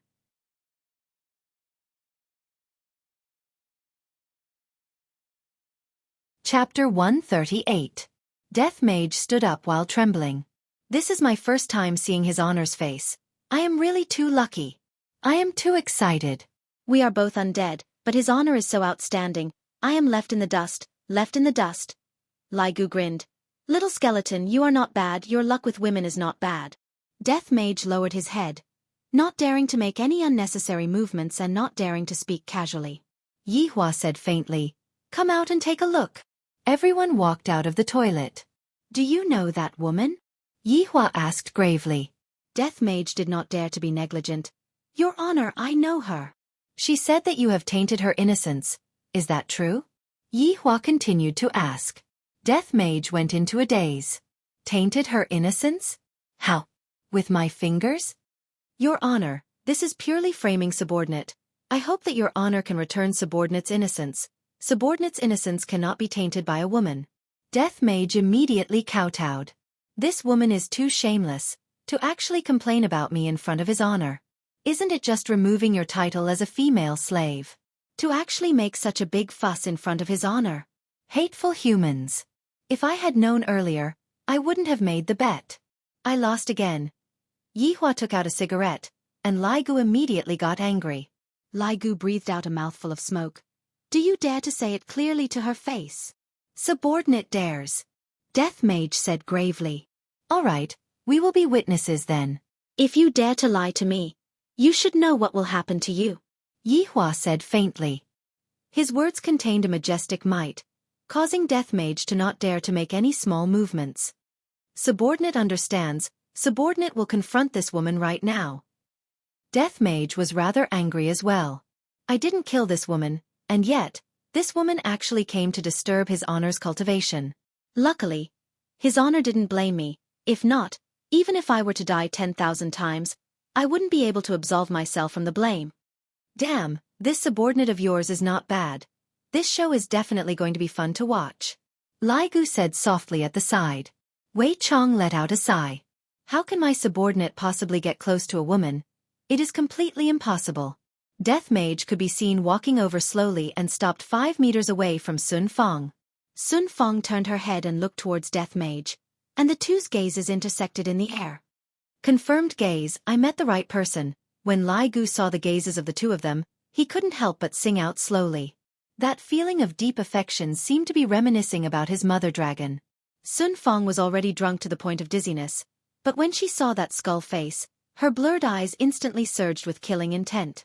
Without saying anything, she raised her sword and rushed forward. To a person who was already drunk, their brain might be able to move, but their body would not be able to keep up with the rhythm. As a result, Sun Fong directly pounced into Death Mage's embrace. Wei Chong stretched out his hand and covered Lai Gu's eyes. Children shouldn't look. Lai Gu immediately slapped Lai Gu's hand away. What? You want to monopolize such a good show? What if she wants to take off her clothes? As expected, this is a good show. Yi Hua muttered. Death Mage was alarmed. This feeling doesn't come from the woman, but from his honor who is at the side. Sun Fong was feeling dizzy, and the long sword in her hand had already fallen onto the ground. Her small fist landed onto Death Mage's chest. Yi Hua and his two subordinates went into a daze. Why does this action seem so familiar? I'm going to kill you. I'm going to kill you, you skeleton, to actually forcefully kiss me and destroy my chastity. I'm going to kill you. Not only did this kind of tone not have any lethality, it was more like a woman who was acting coquettishly. For example, Yi Hua was able to sense that Qingya would often say some unrealistic things. This time, Wei Chong finally understood what was going on. It seems like it was his subordinate who forcefully kissed another woman, and the other party was the kind of woman who viewed chastity as her life. I'm going to kill you. While speaking, Sun Fong became drunk. To her, the past few days were too tiring. Yi Hua brought Wei Chong and Lai Gu over and said, Do you know your crime? Death Mage was greatly startled and immediately knelt down. Your honor, please spare my life, subordinate. Subordinate only lowered my head, she didn't resist, and subordinate didn't destroy her chastity. Then, before you kissed her, did you get the other party's permission? Yi Hua asked gravely. Death Mage actually started sweating, and after a while he said, Subordinate knows his crime. Yi Hua snorted, and Wei Chong and Lai Gu immediately stood there obediently. I have already told you two before. We are here to cultivate our humanity, and we have to look at things from a human's point of view. How could you go and forcefully kiss someone without getting the other party's permission? Fortunately, you are my subordinate. If not, I would have stewed you. Yi Hua gave out a severe criticism. Is it glorious for something like this to be spread out? For a subordinate to have to forcefully kiss a human, and that human came to me to reason with me. If this was to be spread out, where would my face be? Death Mage was exulted. Thank you, your honor, for not killing me. Tell me what happened once. Lai Gu, bring the hops over. Yi Hua sat down and said. Wei Chong added, I want the melon seeds too. Death Mage stood up and wanted to throw the woman who was in his embrace out, but in the end, he was stopped by his honor's gaze. Yi Hua said faintly, as an undead, you have to dare to take responsibility for what you have done. Since you have destroyed the other party's chastity, and the other party also came to me to reason with me, I will not be biased towards anyone. From today onwards, you will have to take good care of this woman. Your honor. Death Mage really wanted to cry. Why did I end up in such a situation? I can't even protect myself, and I still have to bring a woman along. Are you thinking of disobeying my orders? I don't dare. Lai Gu brought over the hops and melon seeds, and Yi Hua said faintly, Tell me what happened once. In the following half an hour, Death Mage began his performance. Especially when it came to the climax, he was simply unable to control himself. Your honor, this woman is too shameless, she coveted subordinate's appearance, and in front of everyone's eyes, she even said that subordinate secretly kissed her. And now, because of this, she even came to your honor and disturbed your honor's sleep time. Subordinate blushed with shame. I hope that your honor can retract your orders. This kind of woman is truly not to be trifled with. After finished speaking, Death Mage lowered his head.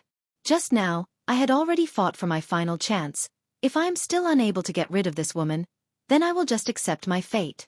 Yi Hua did not say anything, and was currently thinking about another problem. This woman's background is not small. She is actually the sect master of Cloud Sect. I reckon that I will be able to use her in some way in the future. For a woman like this to be compatible with my subordinate, just that, for me to make my subordinate use the honey trap, this is truly making things difficult for me. What do you two think? Yi Hua asked Wei Chong and Lai Gu. The two's hearts sunk. It's time for the exam again. I forgot to draw circles in the past. After a long while, Wei Chong said solemnly, Your Honor, subordinate feels that it is better to destroy a temple than to destroy a marriage. Since this sect master has taken a fancy to my subordinate, as the sect master, I, as the sect master, should be happy. Hearing what Wei Chong said, Lai Gu's eyes shone. Your Honor, what gluttonous monster said is extremely true. This is a love that transcends races. However, when Lai Gu finished speaking, the three went into a daze. Soon after, they looked towards Death Mage's face, then looked towards Sun Fong who was in Death Mage's embrace. This fellow actually used his real body to make a human woman fall in love with him. And furthermore, the human woman is a beautiful female sect master. This female sect master's taste is rather unique. If Yi Hua and the others were to reveal their real bodies, I reckon that other people would probably faint from fright. Yi Hua coughed lightly. He did not want to lecture his two subordinates and said, It is already quite late, this matter is decided, all of you can go back to your places now. After finished speaking, Yi Hua turned around and went upstairs. My little brother's woman has already come to look for me, and my little brother's woman is even more so, and yet, my woman is acting like that.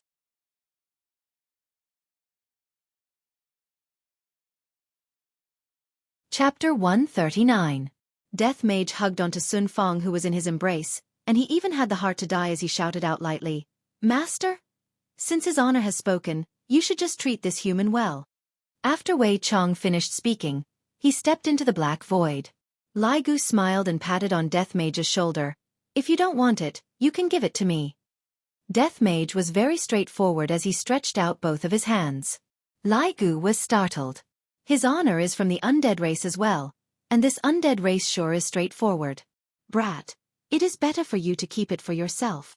After finished speaking, Lai Gu disappeared, leaving behind Death Mage who had a depressed look on his face. Looking at the woman in his arms, the corners of her eyes were still wet. Even though she was drunk, her brows were still tightly knitted. Death Mage let out a heavy sigh. If I knew that it would be like this, I wouldn't have revoked her identity as a female slave. Listening to his honor's words, I still have to treat her well. How is it possible that I don't even have money to play games, and I still have to raise a woman? What kind of joke is this? Death Mage also disappeared from the leisure bar. As for where he went, it was naturally under the heavenly bridge. The only difference was that he had to carry a woman while fishing, and the surrounding vagrants were suffering unspeakably. The next day, Yi Hua woke up very early in the morning and looked at the weather outside. The weather was warm and sunny. The weather was the most suitable for traveling. When he thought of his meticulous plan, the corners of his mouth unconsciously curled up. After washing up, Yi Hua woke up Qing Ye who was sleeping in his sister-in-law's room. Qing Yutong naturally had to pretend that she had recovered from her illness. This way, Qing Ye would be able to go to Yi Hua's room with peace of mind. Qing Ye had prepared some clothes, and while wearing a big round hat to block the sun, Qing Ye looked very comfortable. Right now, even if Qing Ye didn't have any noble clothes on, Qing Ye was still able to show off her nobility. Yi Hua was very satisfied with Qing Ye's change. This is the temperament that his honor's wife should have. Ye Hua, where are we going? Qing Ye asked faintly, and her tone was still the same, neither warm nor angry. Yi Hua said indifferently, You will know once you get there. This guy, he wanted to give me a surprise but he was still sneaky. Do you think I don't know what you're thinking? Little sister must have been bribed by you. At this moment, Wei Chong and Lai Gu were already waiting downstairs. Beside them, there were 4 women who were dressed in maid attire, and they were acting as the service personnel for this trip. Among them were Wei Chang's girlfriend, Tang Wei, and Lai Gu's 3 big celebrities, Yi, Wuxia, and Bai Xiaozhen.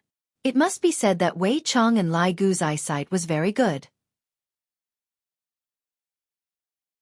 These 4 women could be considered as top-notch beauties, especially after they ate the golden delicate crane. Their appearance became even more beautiful. Looking at his subordinates' women, Yi Hua couldn't help but nod his head. I will be able to bring them out. As for whether or not they will be able to gain face, that will have to depend on how well they teach them. When Qinya saw these 4 women, she was a bit stupefied. Why are all of them wearing maid attire? All kinds of black silk, all kinds of lace, all kinds of visual allure. Although their expressions were filled with respect, Qinya still felt that it was strange. Even Xiao Tang is among them. And why do those 3 women look so familiar to me? Boss, lady boss! The people below shouted in unison. Yi Hua gladly accepted it, and although Qinya was stupefied, she still accepted it. Those 3 celebrities are my subordinates' women. Yi Hua added, lest the jealous king beside him took the opportunity to make a fuss. Qinya snorted. Today is a rare opportunity. I and my subordinate have not gone out together for a very long time. As for why I am bringing them out, firstly, they can do odd jobs, and secondly, they also need to go on a date. Yi Hua said faintly. Qinya didn't believe him. Are all you cultivators like this when you go out? Do you feel that they have become our big light bulb? If you want, we can go to the world of just the 2 of us. Yi Hua said softly beside Qinya's ear. Towards Yi Hua's teasing, Qinya pinched Yi Hua harshly, then rolled her eyes at Yi Hua and walked forward. Yi Hua laughed lightly. Women, they always say one thing but mean another. The 4 women who were acting as maids immediately took over the small box from Qinya's hands, and their expressions were incomparably respectful. Yi Hua, Wei Chang, and Lai Gu walked at the back. Are there any abnormalities with your women? Yi Hua asked faintly. Your Honor, don't worry, they are able to fight, defend, and deal damage. Lai Gu laughed. Wei Chang laughed lightly. Right now, Xiao Tang is still not proficient in controlling her strength. Subordinate will let her practice diligently in the future. The 2 of you have done well. In the future, there will definitely be more people that will be needed. For now, train properly. Yes. Yes. Outside of the bar, 2 top-end Cayans were parked. This time, Qinya finally did not have to be the chauffeur and sat at the back with Yi Hua. Wei Chang was the chauffeur, Lai Gu sat at the front passenger seat, and the 4 maids sat in the second car. Yi Hua didn't say where they were going, but Wei Chang knew where they were going. Playing was a part of it, causing trouble was also a part of it, and killing was also a part of it. After Lai Gu got onto the car, he sent a message to his women, telling them to go and clear the bar first, to prevent anyone from disturbing his honor's mood. After receiving the message, Lai Gu said to Wuxia, who was beside him, Gugu told us to go and clear the bar first. Wuxia was the only one who had short hair out of the 4 women. She was filled with a heroic spirit, and even gave people a kind of feeling of handsomeness. Of course, it was the kind of handsomeness that belonged to women, and her figure belonged to the fiery type. Lai Gu was very fond of this type. The one who was sitting behind Wuxia was called by Xiaojun. She belonged to the cute type of beauty. Her oval face looked very comfortable, and her bashful look couldn't help but make people feel tender towards her. As for Tang Wei, there was no need to talk about her.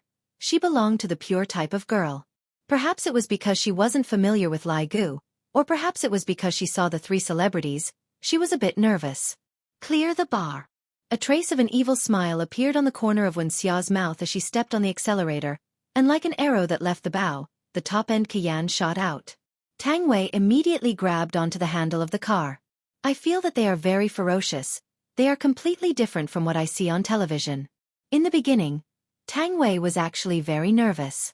Uncle Wei asked me to come over and act as the boss's waiter, and I felt that it was quite an honor.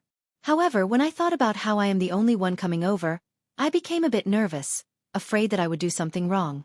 After hearing that there were 3 more celebrities, Tang Wei immediately let out a sigh of relief. When she saw the 3 celebrities that came over this morning, Tang Wei was very surprised. They are actually the popular actresses. I even secretly asked Uncle Wei, and in the end, those 3 actresses are actually Uncle Wei's friends' women. I am about to get dizzy. However, looking at their expressions, they are even more nervous than me. Hello, I am Bai Xiaojun, nice to meet you. Just when Tang Wei was thinking blindly, Bai Xiaojun, who was at the side, took the initiative to greet Tang Wei, and with a blush on her small face, Tang Wei cried out in surprise. Soon after, she held on to Bai Xiaojun's delicate hand and said, Hello, I am Tang Wei. From what I heard from Gu Gu, you are Uncle Wei's girlfriend. Bai Xiaozhen's voice was a bit low. Even if she was talking to a girl, she would still be shy and lower her head. However, it was precisely because of this that Bai Xiaozhen gained countless fans in the entertainment circle. Every time a male fan saw that shy look on Bai Xiaozhen's face, Bai Xiaozhen would instantly earn a few 100 million.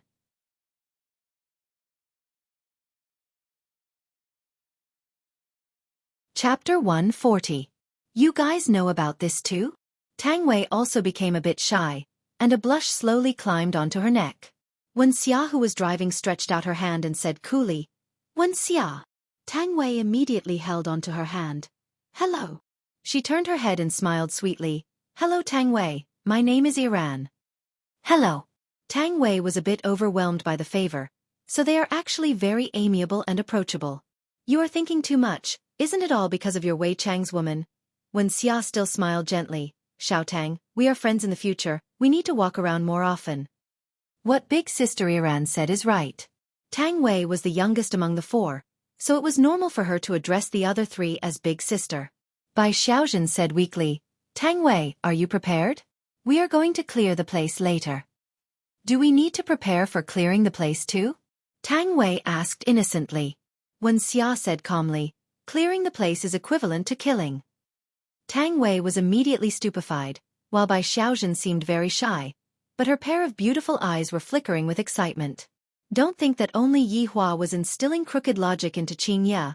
Lai Gu was the same as well, and his brainwashing was very successful. However, this time, it was a rare opportunity for him to pull all of the women out to train and see the effect. In actuality, Wei Chong also had the same intention. Tang Wei's temperament was still too kind, and this was not a good thing. Coming out today was to let her train her courage. Yi Hua's car drove at a moderate speed, and when Qing Ye saw the car behind them speeding away, she asked curiously, "It is very dangerous for them to drive so fast."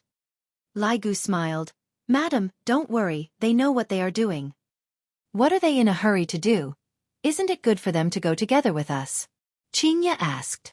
"Madam, they are going over first to prepare." Lai Gu explained carefully. His mood was pretty good.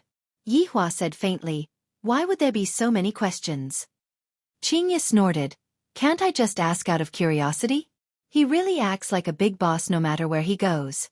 I feel that my mental state is also developing towards this direction. Very quickly, they got on the highway. Qing Ye was very curious where Yi Hua was going to bring her to play, and as she thought about it, she got a bit sleepy and gradually fell asleep.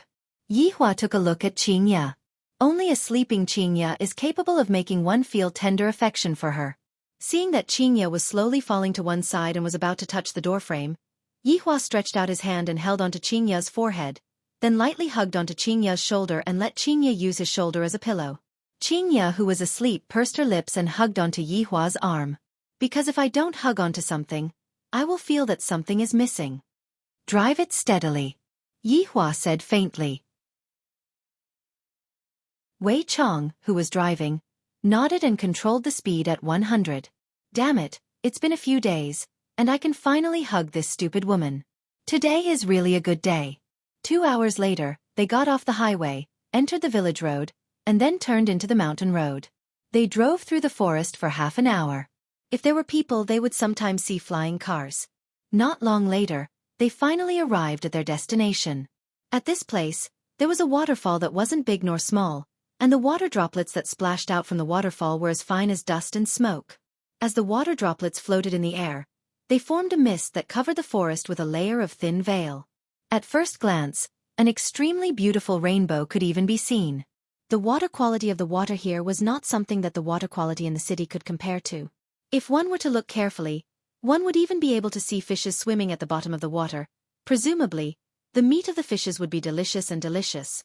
For maids could be seen to have arrived at the scene a long time ago, and all of the facilities were already prepared. Tents, chairs, dining tables, cooking utensils, food, etc. were currently standing in a row to welcome them. However, just an hour ago, the scene here wasn't this peaceful. 1 hour ago. "Big Sister Xia, are we lost?" Tang Wei, who was sitting at the back, asked curiously.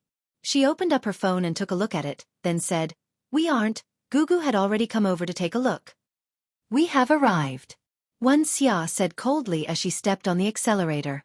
Tang Wei took a look and immediately cried out in surprise. Big Sister Xia! There is a waterfall in front of us. Quickly! Quickly stop the car! Amidst Tang Wei's screams, the Kayan flew out from the top of the waterfall. Other than Tang Wei, the other three women felt that it was very exciting. Bang! The entire car unreasonably landed at the bottom of the waterfall, and Tang Wei had yet to come back to her senses. Bai Ji still smiled.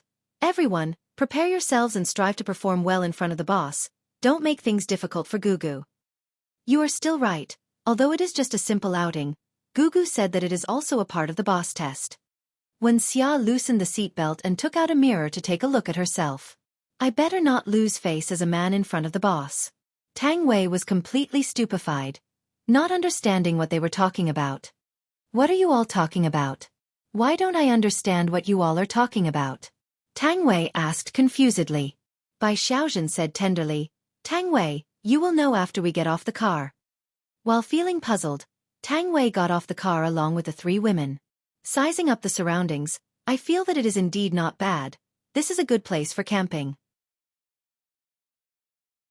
Four such delicate and beautiful women appeared in the depths of the forest, and furthermore, they were dressed so alluringly.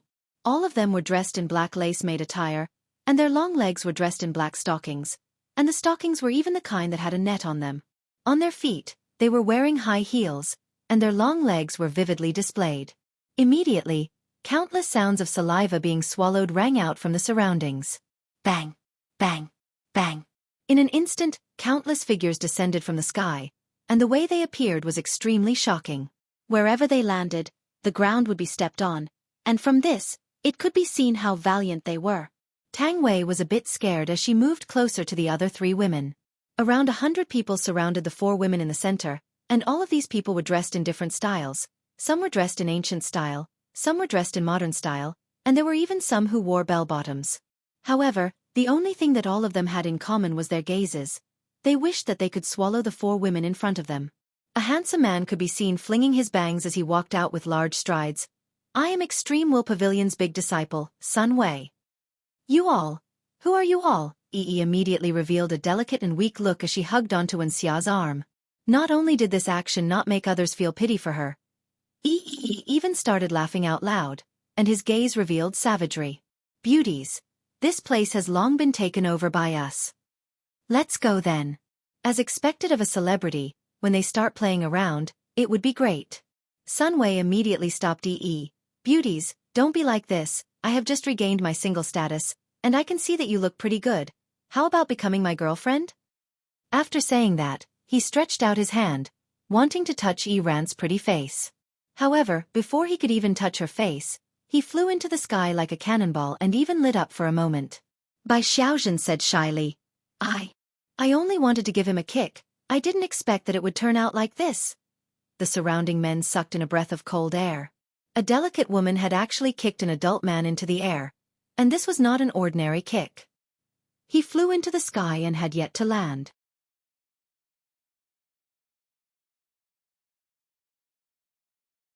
Chapter 141. She still maintained her weak expression and said indifferently, Each of you take one direction, the boss is coming soon, hurry up.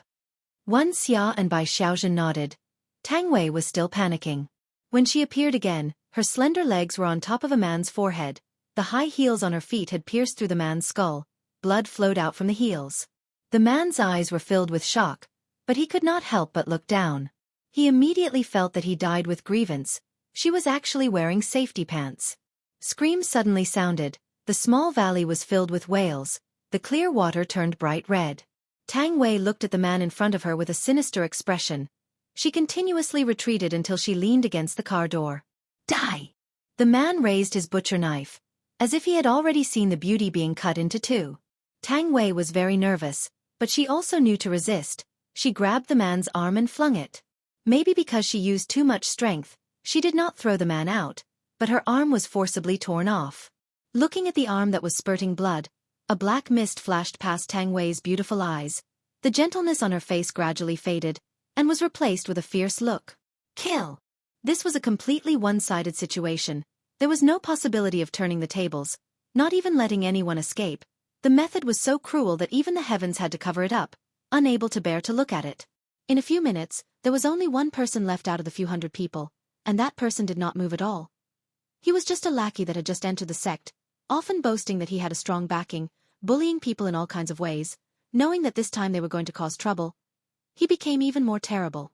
In the end, before the matter even started, it came to them, when had they ever seen this kind of scene, they had only seen it on the television. Quickly come here, there is an honest person here, quickly come and bully him. Bai Xiaozhen waved her pure white willow arms, her whole body was clean, not letting the dirty blood stick to her body. Yi ran, Wuxia, and Tang Wei slowly walked over. The man was already scared to the point of peeing. He knelt on the ground with a plop. I will tell you everything, we are from the north, we are guarding here to ambush, I will tell you everything you want to know, please don't kill me. She still walked over slowly, looking down at the man kneeling down. This is not important, killing you is just to let the boss have some peace. Boss! The man slowly raised his head and looked at the woman in front of him. They actually had a boss. They killed so many people just to let the boss have some peace and quiet. Who was their boss? The man suddenly felt an itch on his neck. After the world spun around him, he saw his body kneeling on the ground. Where did my head go? Where did my head go? Why can't I feel the existence of my hands? No, I don't want to die. After dealing with the last one, he opened the trunk again. Let's split up the work. Don't dirty the boss's eyes. That was the situation an hour ago. Get up. Yihua called out lightly. Sob, sob, sob. Yihua sighed helplessly. However, when Qingya let out such a tender moan, Yihua felt his heart itching. Have we arrived? Qingya opened her hazy beautiful eyes, and suddenly discovered that she was currently hugging onto Yihua. Qingya immediately let go of Yihua. Yihua snorted coldly. What, are you going to let go after hugging me enough? It's not like I wanted to hug you on purpose. Qingya said in a low voice, then opened the door and got off the car, not giving Yihua the chance to flip out. A slight smile appeared on Yihua's face. Your Honor, seems like the madam is still unable to escape from your palms. Wei Chong calmed down and said with a slight smile. Yihua snorted lightly. She will never be able to escape from my palms in this lifetime. Lai Gu quickly took out a small notebook and recorded down his Honor's golden words, then tell them to his women. Wouldn't that make them feel extremely touched? Then, just thinking about all kinds of services made me feel extremely happy. After getting off the car, Yihua smelled a familiar smell of blood. Taking a deep breath, I feel great. Boss! The four women shouted out tenderly. Yihua nodded his head and said faintly, You have done well. Thank you for your praise, boss. The four women slightly bowed their bodies and shouted out. Meanwhile, Qingya was currently playing with rocks not far away. Qingya appeared to be indifferent, but she would observe Yihua from time to time. Seeing Qingya's adorable actions, Yihua walked over. Even the boss is praising you all. Not bad. Lai Gu walked forward and hooked onto Bai Xiaozhen's chin. Bai Xiaozhen shyly lowered her head. Wuxia, give me a smile. Lai Gu stretched out his hand and slapped onto Bai Xiaozhen's head. Wuxia, who had been cold the entire time, revealed a bashful look. Annoying, haha. While they were whispering sweet nothings to each other, Tang Wei directly threw herself into Wei Chang's embrace. Gently caressing the woman in his arms, Wei Chang said softly, Are you used to it? Yes, it's all right. From an obedient schoolbell, Tang Wei gradually turned into a female killing god. The three celebrities were also the same. In the past, they did not even dare to think that they would have such a day. Bad guy training school? Do you want to know about it? Yihua walked to Qingya's side and said faintly, You drooled just now again. Qingya took a glance at Yihua's shoulder. There is nothing there, liar. Don't look, I wiped it off. Humph. Pay attention to your image. With so many subordinates looking at you, you have to act like a wife. Yihua said, then walked towards Wei Chang and the others. Qingya stomped her feet and threw out a small stone. This scoundrel is actually starting to educate me again. Doesn't he know that we are in a cold war? However, what Yihua said was still reasonable. As a madam, she had to act like a madam and not let her subordinates look down on her. I'll give him some face today. After finished speaking, Qingya's aura changed and she slowly walked over. Yihua said to Wei Chong and Lai Gu, "Look, as long as I play a few tricks, she will immediately surrender." "Your honor is wise and resourceful. Subordinate admires you," Wei Chong said fearfully. "Seems like in the future, if I encounter any relationship problems, I can look for his honor to resolve them." "Your honor is formidable." Lai Gu was filled with admiration. His honor is becoming more and more intelligent. He is no longer as simple-minded as he was in the past. In order to show his authority, Yihua waved his hand towards Qingya. Qingya pouted her mouth, then walked over. Yihua felt very comfortable in his heart. This is just the beginning, that's all. Of course, a barbecue was necessary for camping. All of these things have already been prepared. As the four maids for today, their mission was to take care of everyone's food and drinks. Yihua sat at the side of the water and started fishing. Accompanying him was naturally Wei Chong and Lai Gu. Wei Chong was still all right, but Lai Gu had an impatient look on his face. Because not a single fish took the bait, he was about to explode from anger. Qingya lay on the bench and would occasionally peel some fruits for Yihua. This could be counted as giving Yihua a bit of face to prevent him from throwing a tantrum.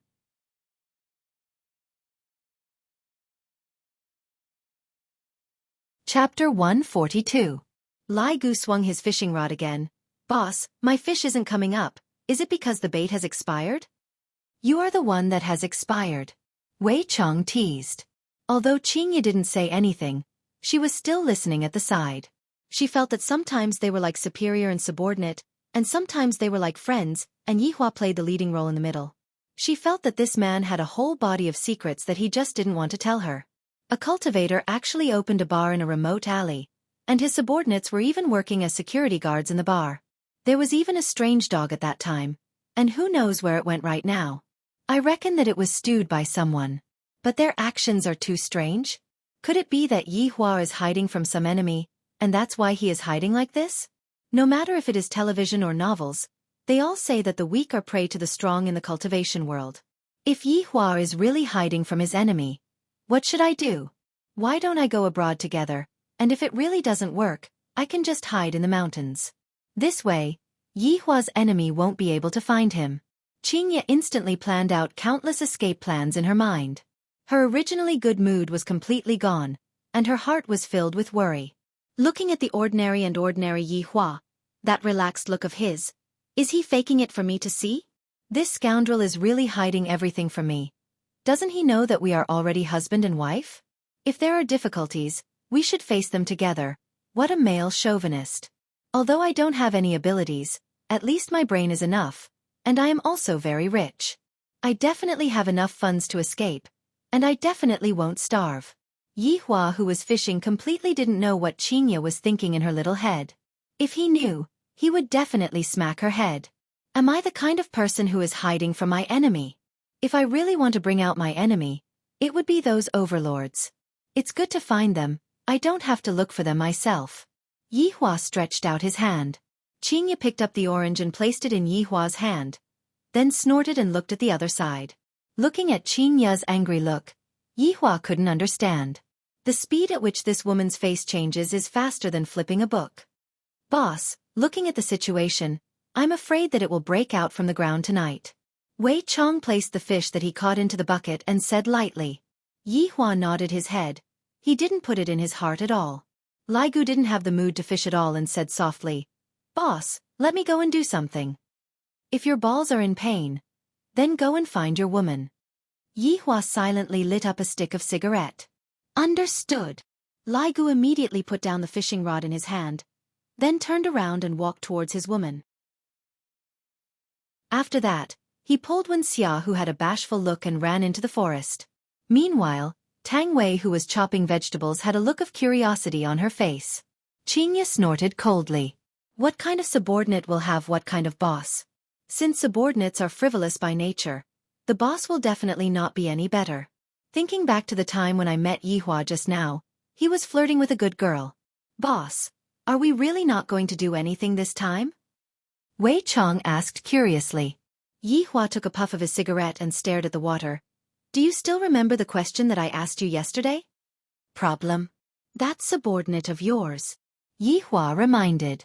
Wei Chong recalled what his honor meant, but he still didn't understand what his honor meant. Your subordinate is slow-witted. Flicking away the cigarette ash, Yi Hua said calmly. According to the words of the humans, we are not part of their circle.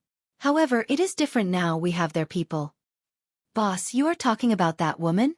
Wei Chang's eyes lit up. If that woman didn't appear, the two of you would have gone to play today. However, I have changed my mind. Wei Chong still didn't quite understand and was very confused. Yi Hua continued, sometimes, humans will be unscrupulous in order to achieve their goals. Even if it means ruining a woman's innocence and making her wish that she was dead, if I were to make use of that woman, I would be able to pick up a butcher's knife and kill my own kind. How interesting would that be? Wei Chong finally understood and said in submission, Boss is brilliant. Remember back then, how many humans were abandoned by their companions? If I had taken them in back then, they would have become a sharp sword. However, it is a pity that back then, I was too foolish, and the consequences were even more devastating. Speaking up to here, Yi Hua's voice became gloomy. Your honor. We are also at fault. Don't push all of the responsibility onto yourselves. As your boss, not being able to look at the big picture is a failure. Yi Hua let out a breath. After being a human for 5 years, only then did I understand what is called looking at the big picture.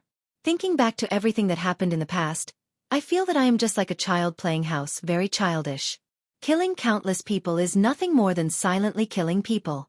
Those Supremes had indeed taught him a lesson. Wei Chong, this world is not that simple.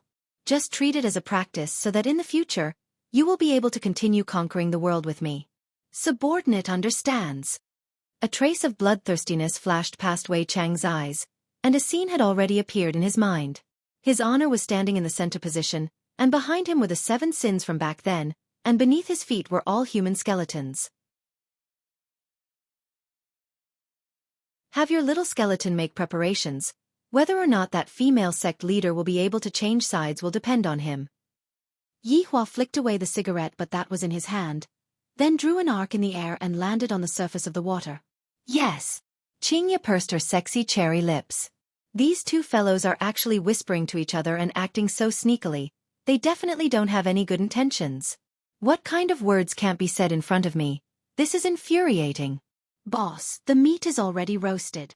Tang Wei shouted out. Qingya, go and bring the meat over. Yi Hua shouted out. Not going. Yo, watch how I am going to take care of you tonight. Unexpectedly, Qingya went back into the tent while panting with rage. Yi Hua stood up and decided that there was no need to wait until night time. I am going to go and teach her a lesson right now on how to be a wife.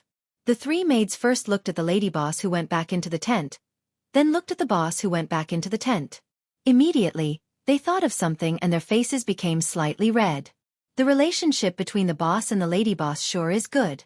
Tang Wei secretly took a look at Uncle Wei, and upon discovering that Uncle Wei was also looking at her, Tang Wei immediately lowered her head. There are only 3 tents today. I definitely have to be together with Uncle Wei. Upon thinking about this, Tang Wei's heart started thumping. Seeing Tang Wei's shy look, and the way she dressed up today, Wei Chang's gradually aging heart slowly recovered. However, before that, I still have to complete the task that his honor had given me. Death Mage. Wei Chong did not summon Death Mage. Rather, he was merely sending a message over a long distance. Death Mage. Wei Chong called out once again. Why is there no response? Death Mage. Cough, cough, cough, Master. You woman, don't come over. Master. Sorry. Please wait a moment. Death Mage's tone was very panicked. Wei Chong let out a breath. After quite a while, Death Mage replied, Master, I have knocked that woman unconscious. No one will disturb our conversation anymore. And, who allowed you to knock her unconscious? Wei Chong was puzzled, and soon after, he was greatly startled. Master? His honor gave you a new task. Wei Chong said gravely. Death Mage's eyes flickered with red light. His honor finally gave me a task. It is definitely that kind of bloody and violent task. Subordinate will not hesitate to risk my life. Very good. His honor's task is to make that human woman fall madly in love with you. Wei Chong felt that this was exactly what his honor meant.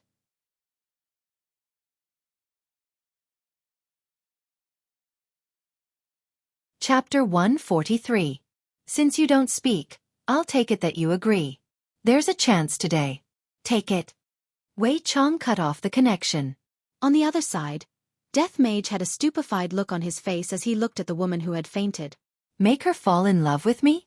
Perhaps it was possible to turn her into a skeleton. After all, she was a bit ugly and not as good-looking as a skeleton. She was also uncomfortable to the touch because she was too fleshy and not hard enough. In the tent, seeing that Yihua walked in, Qingye said coldly, "Don't come in, get out." Yihua directly sat down and said faintly, "This is my tent, why can't I come in?" Seeing that Qingye was about to stand up and leave, Yihua said unhurriedly, "The other two tents belong to Wei Chong and Lai Gu." You are shameless." Qingye scolded, and her small fists immediately punched towards Yi Zichen. Meanwhile, Yihua grabbed onto Qingye's wrist. "Other than here, you can't go anywhere else." "I'm going back." "Go back? The road is full of trees, and I'm afraid it will be dark before you can walk out of here. There are many wild beasts in this wilderness." Qingye glared at him and said angrily, "You schemed against me." Yihua did not speak and slowly laid down. Meanwhile, Qingye snorted and laid on the other side of the bed. After a while, Yihua said faintly, "I allow you to come over." This sentence of Yihua's caused Qingye to be angered to the point of laughing. To even allow it, he is simply a narcissist. "Aren't you going to come closer?" "Forget it. There are plenty of women I want to rely on." "You dare!" Qingye sat up and glared at Yihua. Meanwhile, a trace of a smile appeared on the corner of Yihua's mouth. Qingye immediately felt that she had been fooled. I knew that he didn't have any good intentions. "Humph, you can sleep by yourself." How could Yihua let Qingye off so easily? Yihua stretched out his hand and hugged onto Qingye. Qingye cried out in surprise and fell into Yihua's embrace. "What are you doing? What do you think I'm doing? You are shameless." Qingye's face immediately became red. "There are still people outside." Yihua snorted coldly. "I never had a face in the past. To think that you are still the supreme overlord. You just like to act cool in front of me," Qingye snorted. In actuality, in her heart, she was very happy. In the end, isn't it still you who took the initiative to ask for peace? Pa Yihua patted lightly. "You spanked me. Who asked you to be disobedient?" Yihua said coldly. Right now, it was time for Yihua to be taught a lesson. Who knew that Qingye would not be afraid of Yihua? Raising her arm, Qingye slapped Yihua's butt. Yihua was completely stupefied.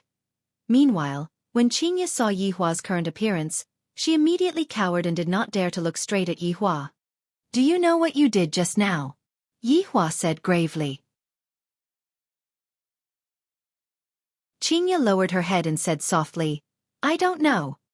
"Admit your mistake. Do you believe that I won't smack your butt into mush?" Yihua said fiercely, and his hand was already raised high into the air. Qingye was startled, then immediately became terrified. I was wrong. Why are you so petty? Didn't I just spank your butt once? You have already spanked me so many times." Yihua laughed in his heart. "Qingye, how can you be a match for me?" While hugging onto the woman in his embrace, Yihua said faintly, "Do you know that you were wrong for the past few days?" "Humph."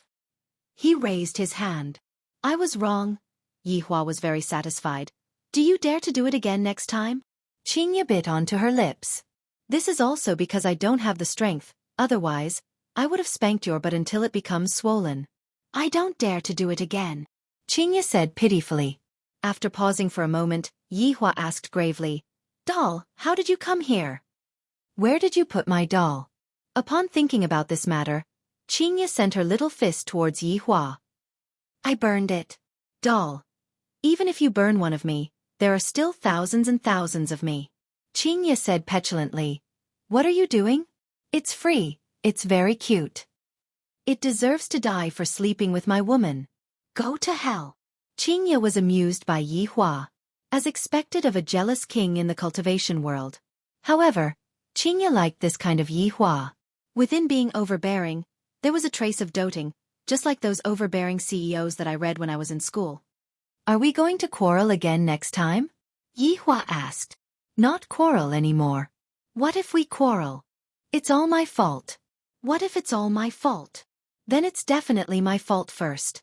Yihua really wanted to record these words down, then flaunt it once and see how I, the supreme overlord, teach women. I wonder where those men who are afraid of their wives come from. Without any effort, Qingya admitted defeat. However, in Qingya's heart, it was Yihua who admitted defeat first, and I gave him face and gave him a way out. Suddenly, Yihua pressed Qingya down onto his body. Qingya looked at Yihua dumbfoundedly. Meanwhile, Yihua couldn't help but kiss onto Qingya, expressing that he had wanted to kiss her for a long time. This woman is making me more and more infatuated with her. After a long time, the two separated from each other, and Qingya said coquettishly, You liar. Liar? Feign ignorance. I don't know who said it, but I won't touch the same woman twice. Qingya imitated Yihua's tone and said weirdly. Yihua went into a slight daze, then said faintly, I will lie to whoever I want to lie to. Shameless. No credibility. Big liar. Well, however right now, not only was Yihua enjoying the kiss, he even stretched his hand onto Qingya's body. This caused Qingya to immediately push Yihua away, then ran out with a red face. Looking at Qingya who ran away, Yihua pursed his lips.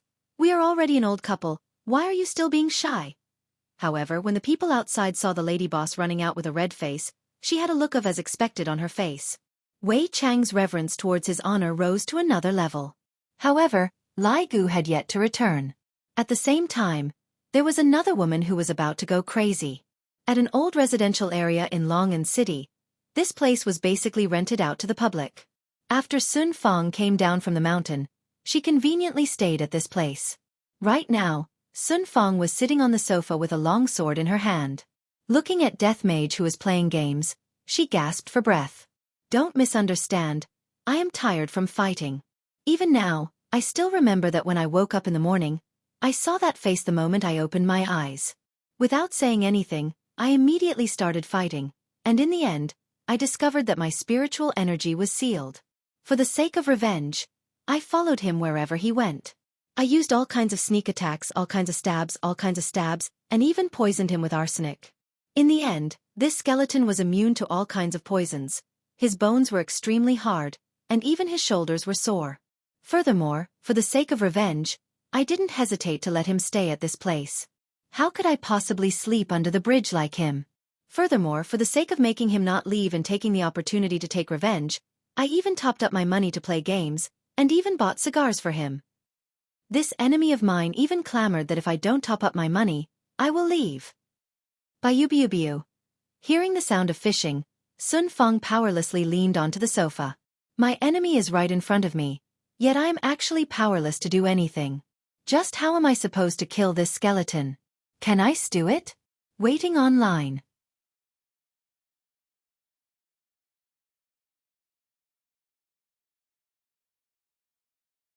Chapter 144. GGG. Imperial Translation. It's time to top up. Death Mage picked up his phone and knocked on the screen. On the screen, it showed that his balance was not enough. Sun Fong was about to collapse. 2 hours ago, she had given him 500 yuan. Are you eating money? It's gone so quickly. He did not bring much money with him when he left the sect this time. He only had a few thousand yuan on him because he was bent on revenge. Seeing that the woman on the sofa did not have any reaction, Death Mage started typing on his phone. If you're not going to top up, I'm leaving. A blatant threat. So many young geniuses have come up the mountain to ask for her hand in marriage, but this sect leader has never bothered with them. But now, I'm asking a skeleton to stay. This is retribution. Sun Fong threw the phone on the table and coldly shouted, Charge! Death Mage was not courteous at all, and he immediately started transferring the money to the bank. His actions were done in one go, and it seemed like he had done this many times before. On the other hand, Sun Fong was very angry. Picking up her own sword, she fiercely chopped towards Death Mage's head until the web between her thumb and forefinger started bleeding. However, the black robe that Death Mage was wearing was not even cut open. Seeing that Death Mage had returned the phone to her, Sun Fong took it over. However, when he saw the balance on the card, it was as if he had been struck by lightning. 1 yuan. Sun Fong immediately snatched over Death Mage's phone, only to see that there were more than 10 gold coins, and he actually rushed all of them. Sun Fong covered her forehead and slumped weakly on the sofa. Then, she raised her sword and slashed again. As she slashed, she cursed, "You bastard, I'll chop you to death. How dare you use my money to play games? You don't want to eat, but I still want to eat. I'll hack you to death." Ah! Bayubiubiu. Sun Fong was speechless. Looking at the cigars on the table, Sun Fong's gaze hardened. She took one out, walked into the kitchen, and took out a blue bottle from her backpack. Ecstasy powder. This poison was in the form of powder and could be added to drinking water. It could also be ignited and floated in the air. It was an essential medicine for killing and robbing people. Furthermore, it was extremely precious. Sun Fong did not want to waste it, but she had no other choice. He added the ecstasy powder into the cigar. "Suck you to death, you bastard!" After she was done, Sun Fong took a deep breath and walked out of the kitchen. Looking at Death Mage, who was playing the game with a serious expression, Yu Yong slowly walked over and stretched out the cigar in his hand. Without even looking at Sun Fong, Death Mage took the cigar and placed it on his mouth. Seeing that Death Mage did not have the intention to start a fire, Sun Fong let out a breath and calmed herself down. Picking up the lighter, Yu Yong personally lit the fire for Death Mage. The southern girl was actually reduced to lighting a fire for a skeleton. She really wanted to die. But he was about to die. Death Mage took a deep breath. Smoke had yet to come out from his mouth, but his body was already smoking. Sun Fong's gaze congealed. Looking at the drifting smoke, she seemed to have thought of something, and immediately covered her nose and ran towards the window. Fiercely opening the window, Sun Fong took a deep breath. She was so angry that she became muddle-headed. GGG, Imperial Translation. How fragrant. Cough, cough, cough. Sun Fong leaned against the window and coughed violently. She even coughed up blood. Death Mage played around and smoked whatever he wanted to, but he was completely fine. On the other hand, Death Mage himself was poisoned. Before he could take his revenge, he would die in front of his enemy.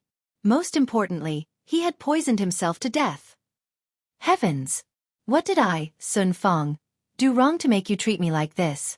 Death Mage took a look at the woman who was leaning against the window and thought to himself, "This woman is too stingy. Didn't I just use a few coins from you?"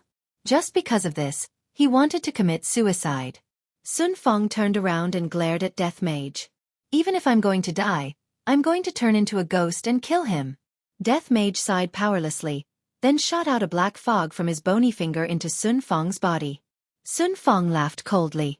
"You don't need to do anything. This sect leader is going to die too. However, I won't let you off in this lifetime."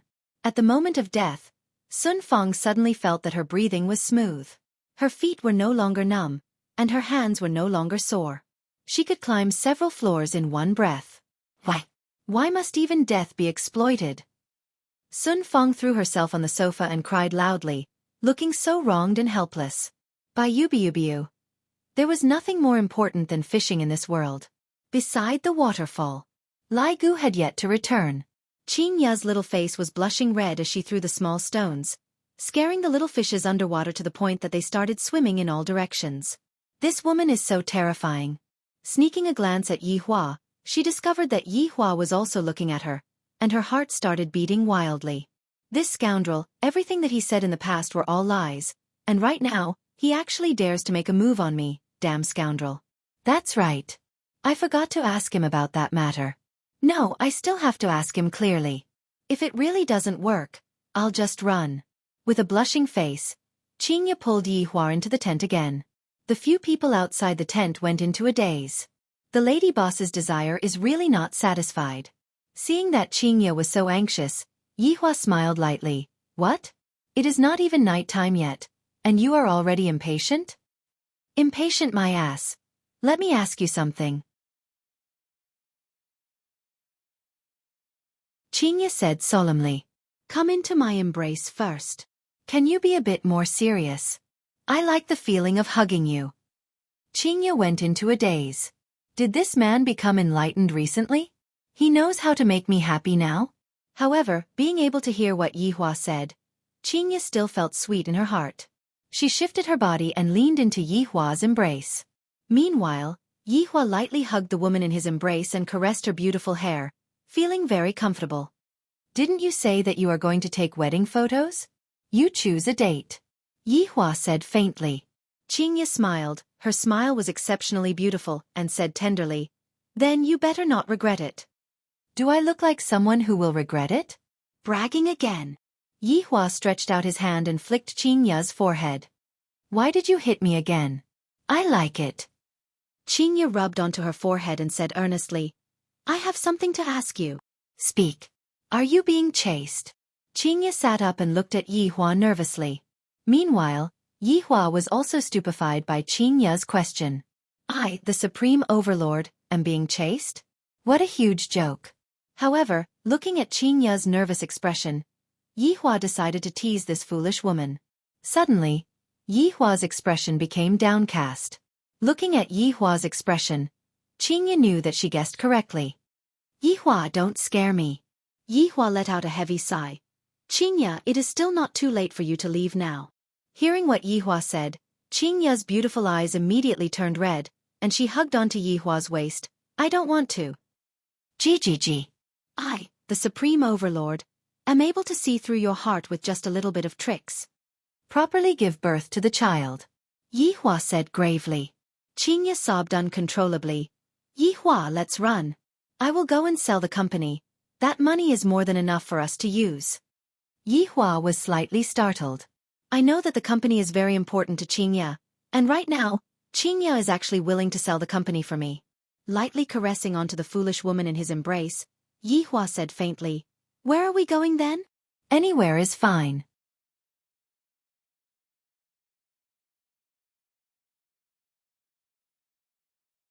Chapter 145. Qingya was anxious. Then what should we do? Let's call the police. No, it's completely useless. Looking at Qingya's expression, Yi Hua finally couldn't help but laugh. Qingya went into a daze for a moment, then said fiercely, Are you playing with me? You are the one who is too stupid. It's already good enough that I don't chase after others. You! I was so worried about you just now, and you still dare to tease me, Yi Hua. I will fight it out with you. Humph, come at me. Immediately, the tent began to shake violently. The people outside were all stupefied. This is too passionate, right? However, Lai Gu still hasn't returned. At this very moment, at a place 10 kilometers away from the waterfall, there was a place surrounded by green trees, birds were chirping, and flowers were fragrant. It was a pretty good utopia, but the precondition was that there was no one around. Although it looked like there was no one around, if one were to carefully sense it, the surroundings were filled with people, and they were just using a special technique to conceal themselves. In the cave at the side, a few big shots were gathered together. Their expressions were stern, and they were discussing something. That's right. They are the people from the north, and they are here to snatch something. Among them, there was an old face, Tang Wushuang. What was worth noting was that beside Tang Wushuang, there was a handsome man who had an imposing appearance, and he faintly gave off the aura of a person in a high position. He was the northern hidden aristocratic family, Yi Xiao. Everyone present was very respectful towards him, and they didn't dare to offend him. The other three people were from sects with strength in the north. Supreme Intent Pavilion Master, He Feng Sumeru Lane Master, Shu Zhenhai Phoenix King Pavilion Master. Mankai. Although these powers weren't the full strength of the north, they were still a sharp sword that pierced the enemy's heart at the crucial moment. Yi family head, since you are here this time, I reckon that you will be able to get twice the result with half the effort. Supreme Intent Pavilion Master He Feng said with a smile. This person was rather skinny, and he looked a bit wretched. Yi Xiao swept his gaze across everyone and said, I am here because of Brother Tang's invitation. A single sentence caused the three big shots to hold back. Hidden aristocratic families are indeed awesome, aren't they? They still want to keep the ancient godly item for themselves, but they are too embarrassed to show themselves. If the other hidden aristocratic families were to find out, they would incur the wrath of the public and be attacked by the public. Big Brother Yi, I am afraid. Tang Wushuang cupped his hands and said with a smile. To be able to invite Yi Xiao, it could be said that Tang Wushuang had put in a lot of effort, and the price he had to pay was to rely on Yi clan in the future.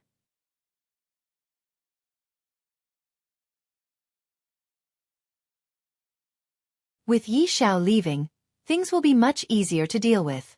Tang Wushuang's expression was extremely bad. I won't let them take advantage of me. After snorting coldly, Tang Wushuang left as well. Before the battle even started, 2 of the North's great generals had already left. This could only mean that they weren't united, or that it was because of Emperor Tsong's arrival. Everyone, let's talk about the plan. Emperor Tsong looked at the 3 people in front of him and said with a smile. On the surface, I was invited over by Xu Zhenhai, but in private, I have already reached an agreement with Yifeng and Man Kai, just that they didn't know about it. Especially this fatty, the other 2 are much smarter than you. Man Kai kept his smile and said gravely, this time there is only us from the north, the others did not make a move. After all, almost all of the South's powers are here, and the South's aristocratic families might even be secretly protecting us, not to mention those mysterious existences from the South. Last time, we let Xiao Yi take advantage of us. This time, when we went to invite him over, he went into closed-door training. Xu Zhenhai snorted coldly. Yifeng shook his sleeves. He already has a Shenyuan sword. If he were to come and snatch the ancient godly item from us, then he would be the one who doesn't know what's good for him. Emperor Tsong didn't say anything and closed his eyes to listen. After a long while, Emperor Tsong slowly said, when the ancient godly item is unearthed, the South will definitely be the first to snatch the ancient godly item.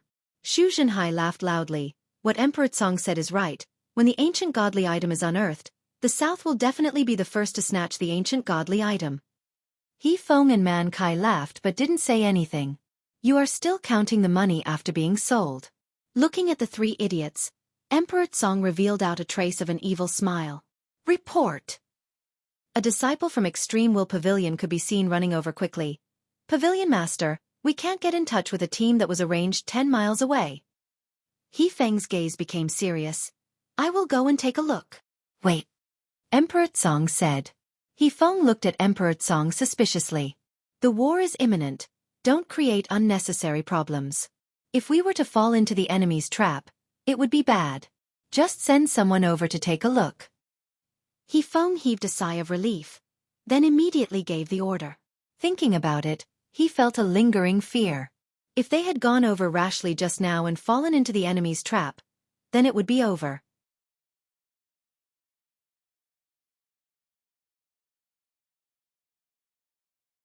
Chapter 146. Beside the Waterfall. Lai Gu had not returned yet. Yi Hua and Qingye, who was flushed red, walked out of the tent together. Qingye covered her pretty face with her hands, and she almost didn't have the face to see anyone. Didn't I just leave you hanging for a few days? How can there be such a vengeful person who is so aggressive? Your figure is getting better and better. Yi Hua said with a smile, then went back to fishing. Towards this kind of teasing, what else could Qingye do? I can only hope that the heavens will send down divine power to smack Yi Hua's butt and let him know how formidable I am. Looking at the smile on his honor's face, Wei Chong felt very happy as well. His honor is becoming more and more like a human. Congratulations on your honor regaining your wife's heart. Easy. Yi Hua picked up the fishing rod, indicating that he would be able to easily catch Qingye. What do you mean by easy? Qingye walked over and questioned Wei Chong. Wei Chong immediately turned his head around, expressing that he did not know anything. Yi Hua tossed out his fishing rod and snorted, I said that fishing is easy. Qingye took a look at the bucket beside Yi Hua. It was really a piece of cake. I don't believe that no fish will take the bait. Not only was Lai Gu unable to catch any fishes, Yi Hua, who was his honor, was also the same. However, Yi Hua was still able to sit still. Looking at Wei Chong, there were countless small fishes and a few big fishes. Give me the fishing rod. Qingye shouted out. The people at the back immediately sent fishing rods. He skillfully hooked up the bait and cast the fishing rod. What are you looking at? Haven't you seen me fishing before? Qingye rolled her eyes at Yi Hua. Bibi. Let's compete then, what are we betting on? Qingye was in a good mood and said tenderly. Speak. That's good. The loser has to buy breakfast for a week. Qingye raised her chin and said confidently. All right. This stupid woman still wants to win? Doesn't she know that if I, the Supreme Overlord, want to win is actually very simple? All I have to do is to slightly move my hands and feet. The corner of Wei Chang's mouth rose. His honor is even going to cheat in a bet with the madam, so he will definitely win. No, wait. He could cheat in his bet with Tang Bingyao and easily win the prize. His honor is truly brilliant. Every single action of his honor is able to benefit me greatly, and every single word of his honor contains all kinds of profound principles. His honor is becoming more and more powerful. After a long while.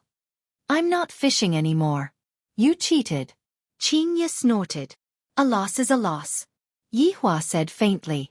Qingye said petulantly, next time when you cheat, can you not be so exaggerated? You have to understand balance. Equilibrium? That's right. Look at the inside of your bucket. You have been fishing for the entire morning and there is still not a single fish in your bucket. On the other hand, after fishing with me for half an hour, my bucket was completely filled. This cheating is way too obvious. If you were to control the number of fish that we have together, in the end, you would be able to win with a small advantage at that time. No one would know that you were cheating. You are so stupid. Qingye stretched out her finger and poked Yihua's forehead. Logically speaking, Yihua would definitely fly into a rage. However, he didn't, because Yihua had figured out a problem. This problem had even appeared in the 7 deadly sins in the past, and after Qingye explained it to him, Yihua immediately understood the problem. Leveling was the work of a boorish man. A wise man could control a boorish man. Yihua stretched out his hand and pinched onto Qingye's face. All right, I will buy it for you. Humph, humph, this is more like it. Quickly remove your spell. I still want to fish. Qingye laughed tenderly. I feel that Yihua's temper is much better right now. After a long while, Yihua said faintly, a certain someone's ability to act cool has not changed at all. You must have cheated again. Then what is the reason for me to cheat? Yihua lit up a cigarette and asked. Qingye pouted her mouth. Isn't it because you want to see me make a fool of myself? I'm not that bored. Yihua's index finger slightly moved, and the shoal of fishes under the water began swimming freely again. All right, Yihua, I'm just that bored. Wei Chong, who was at the side, memorized every single action of his honor. The more he thought about it, the more astonished he became. This is too profound. I feel that I and Xiao Tang will be able to do that very soon. Boss, I am back.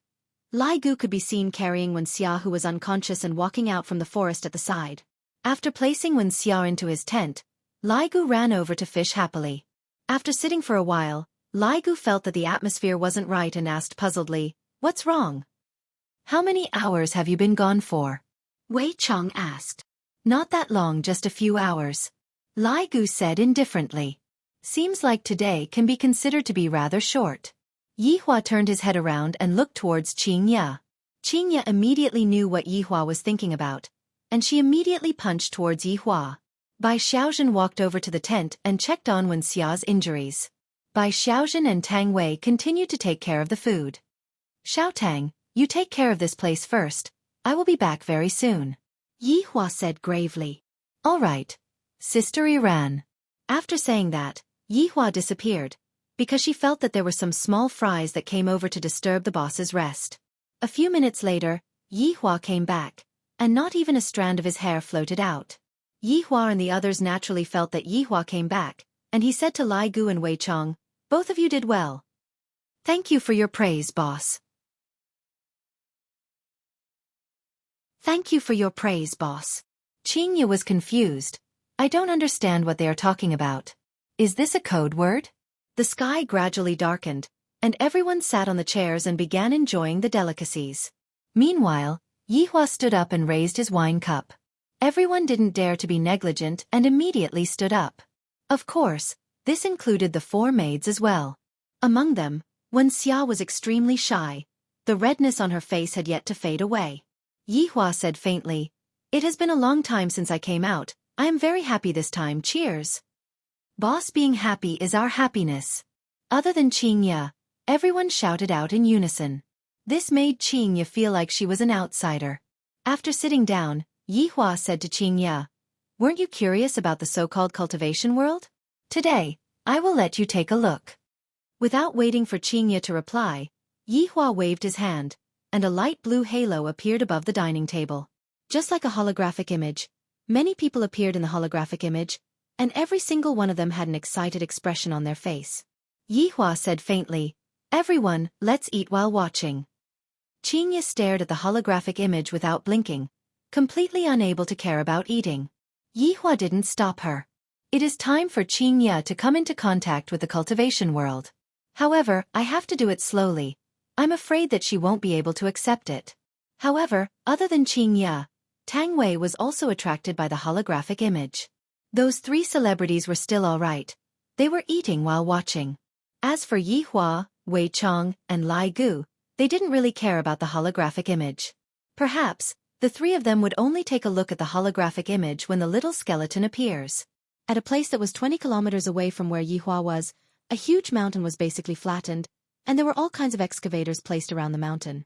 At the center of the mountain, there was a hole that had a diameter of 20 meters, and the hole was connected to the underground. Standing at the side of the hole were Wang Debao, Zhou Xinran, Ji Anyun, Guang Tianlu, Hai Daixi, Che Zhishuan, Yang Yi, Gu Zhang, and Cloud Sect's new sect master, Sun Yi. She was Sun Fang's junior sister. What they wanted was only the ancient godly item, and they didn't have any thoughts about those treasures. "It's out! It's out! It's out!" The people inside the hole could be heard letting out excited cheers, and at this moment, everyone's heart was in their throats. What is the ancient godly item that appeared this time? Sword? Armor? And it's even an artifact.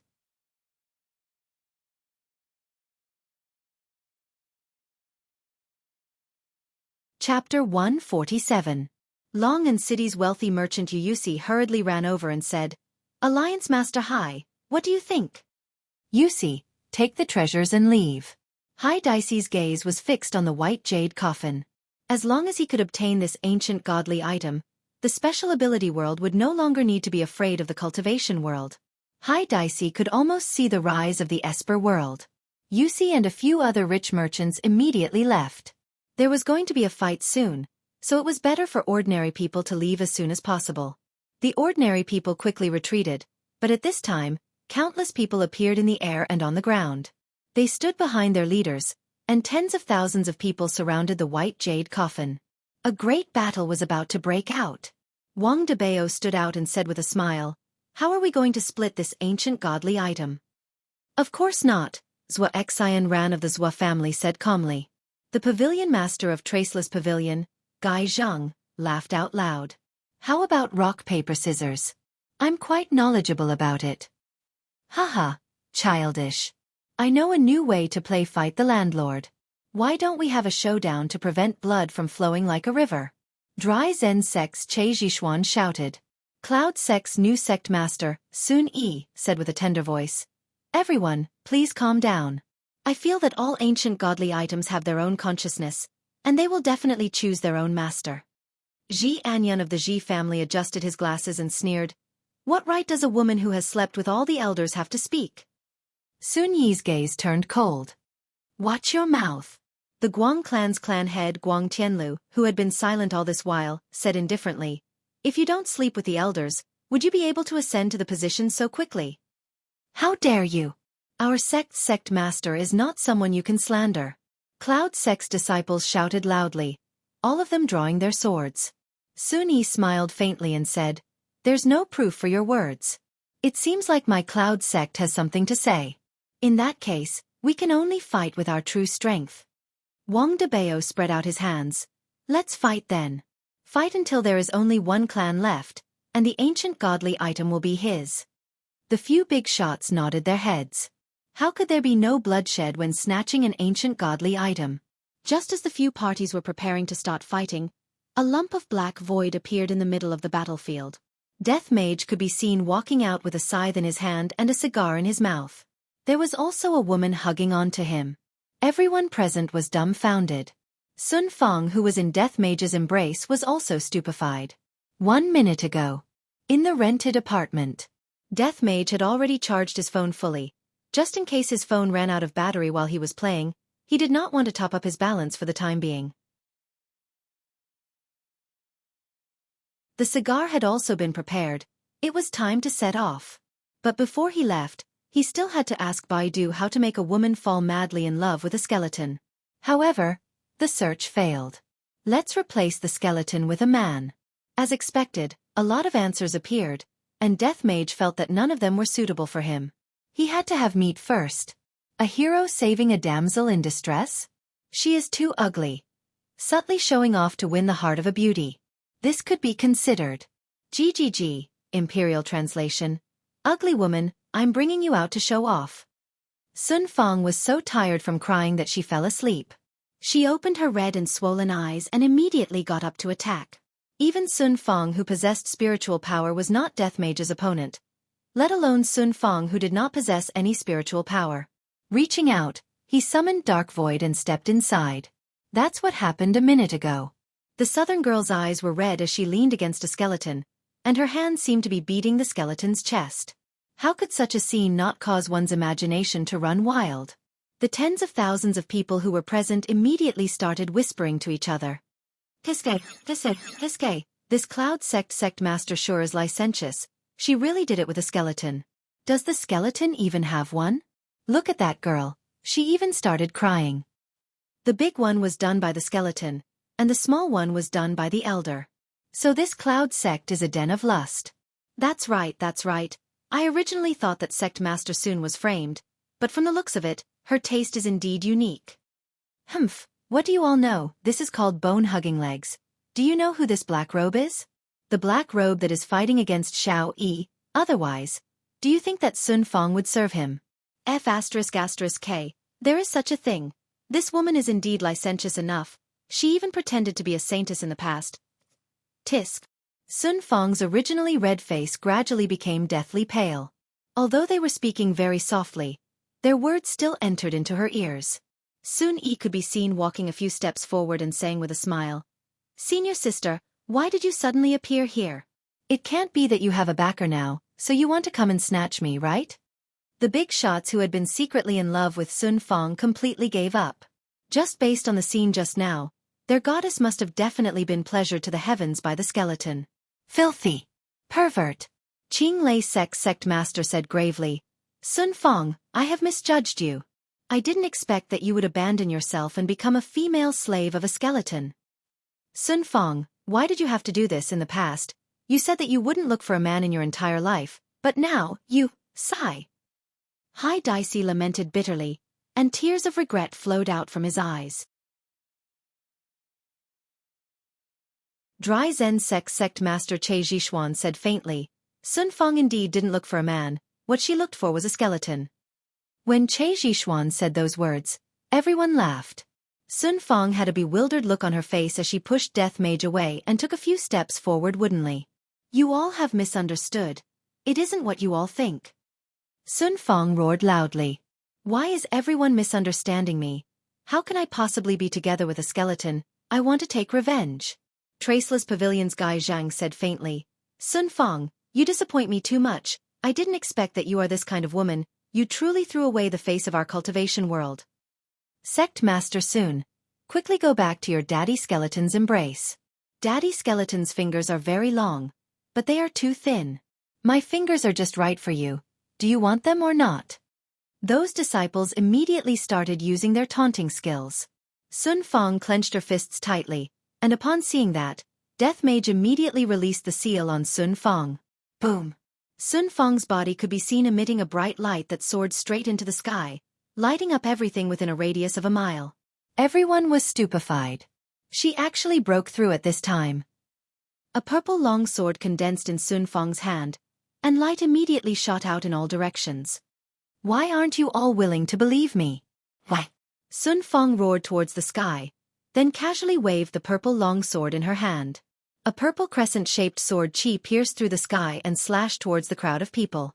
The sword chi slashed out a deep ravine, and within the ravine, severed limbs were all from those people who were mocking her just now. A red light flashed past Death Mage's eyes. This woman is very savage. No wonder His Honor wanted her to fall madly in love with me. That way, I would be able to make use of her. His Honor is truly formidable. Sun Yi's expression sunk as she shouted out loudly, "Senior Martial Sister has fallen into the demonic path. Kill her." Sure enough, following Sun Yi's shout, all of Cloud Sect's disciples rushed towards the former sect master.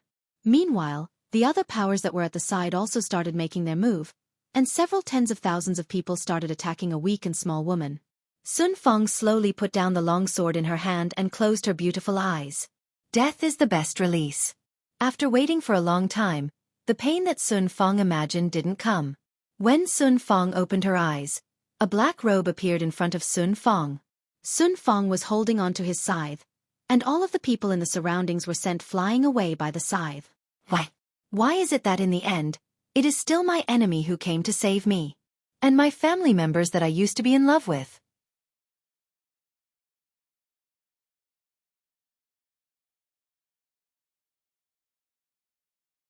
Chapter 148. Everyone didn't think the black robe would leave so easily. They all thought he would help Sun Fong. Zhua Xian Ran was very annoyed. Sun Fong killed all his people just now. Just as he was about to take revenge, the person disappeared. Don't you think so? Wang Dabao chuckled. All right, let's open the coffin first. Yes, let's open the coffin first. It won't be too late to snatch it then. Hai Dicey laughed. However, everyone held their breaths. Just what kind of ancient godly item was inside the coffin? Yun's sect sent out 4 disciples to open the coffin. Those 4 disciples were extremely nervous. Coffin. There must be someone inside. And the ancient godly item was inside the coffin. Maybe it was the guardian of the ancient godly item. Now that the coffin was opened, what if the corpse came back to life? Hurry up! Sun Yi shouted coldly. Dilly-dallying. The 4 disciples didn't dare to waste any more time. They stood at the 4 corners of the coffin, took a deep breath and channeled their energy. Zzz. The white jade coffin emitted a heart-wrenching sound, and no one dared to breathe too loudly. When the coffin lid was opened, the 4 disciples were shocked. A 7 to 8-year-old little girl laid inside. Her hair was tied into 2 ponytails and she was wearing a beautiful princess dress. Though her eyes were closed, she looked very cute.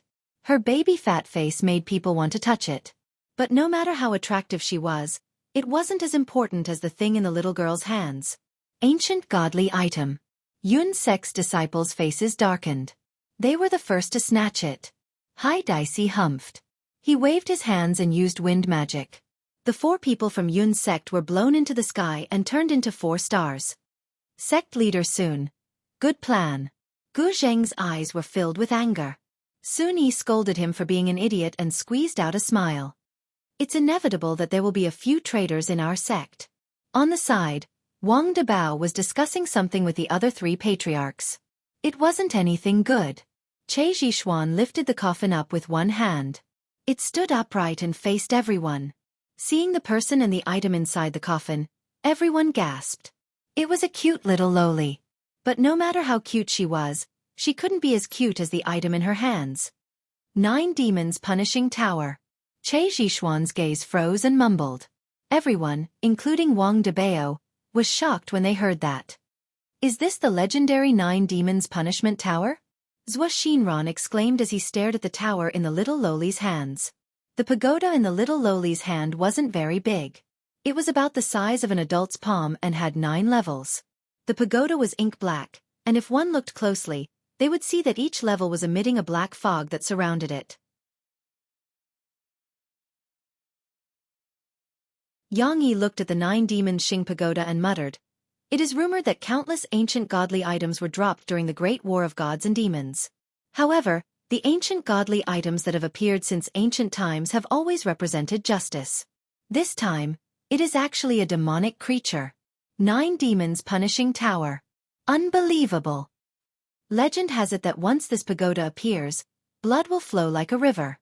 Gu Zheng frowned, and his tone was filled with hesitation. He didn't know whether he should snatch it or not. Sun Yi snorted and said, "Who cares if it's a demon or a god? As long as it's an ancient godly item, it's fine. If you guys don't want it, I want it."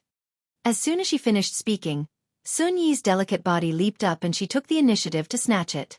Hai Dicey laughed disdainfully, condensing a large fireball with one hand and throwing it out. Sun Yi pulled out her sword. Insignificant skill. The sword easily destroyed the large fireball. However, at this moment, Yang Yi attacked from the side. Sun Yi hurriedly defended, but was still kicked away by Yang Yi. Luckily, she didn't roll on the ground, or else she would have lost a lot of face. Yang Yi. How dare you sneak attack me? Sun Yi frowned and questioned in a low voice. Hai Daisy and Yang Yi slowly walked to the center and nodded at each other. Then they said, "This thing is inauspicious.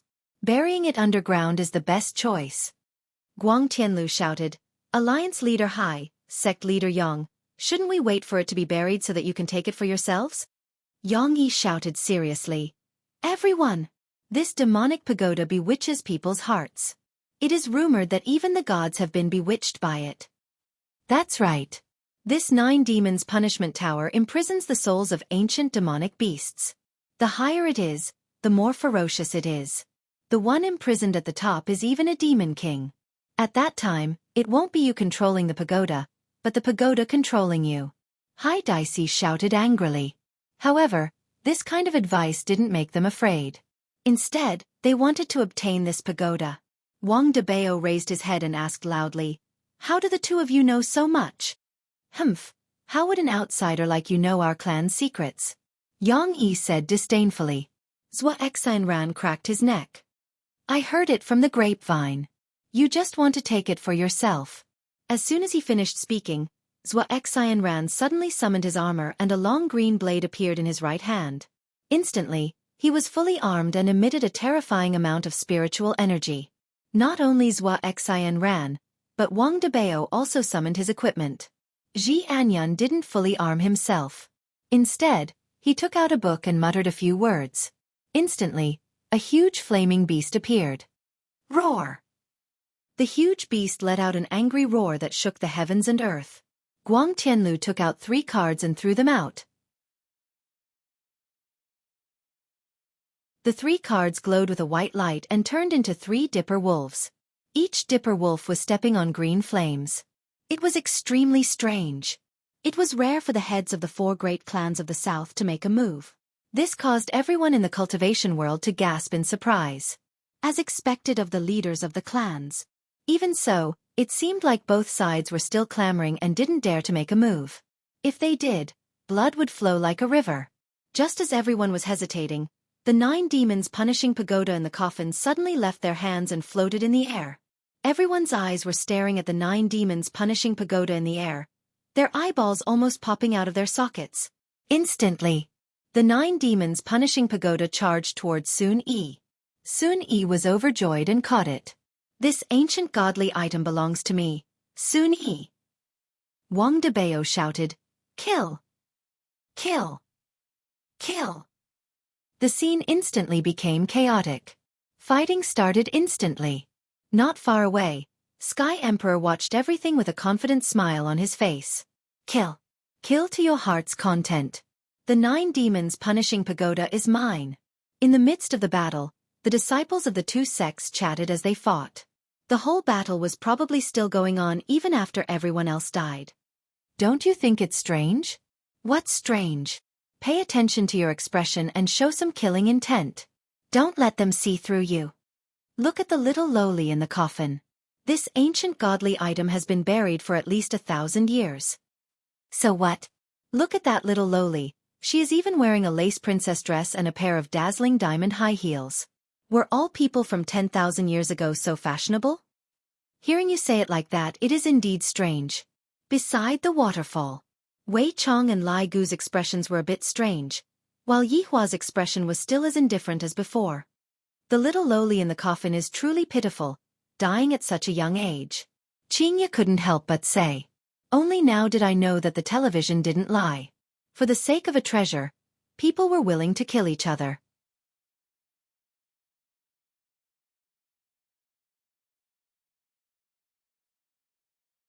Chapter 149.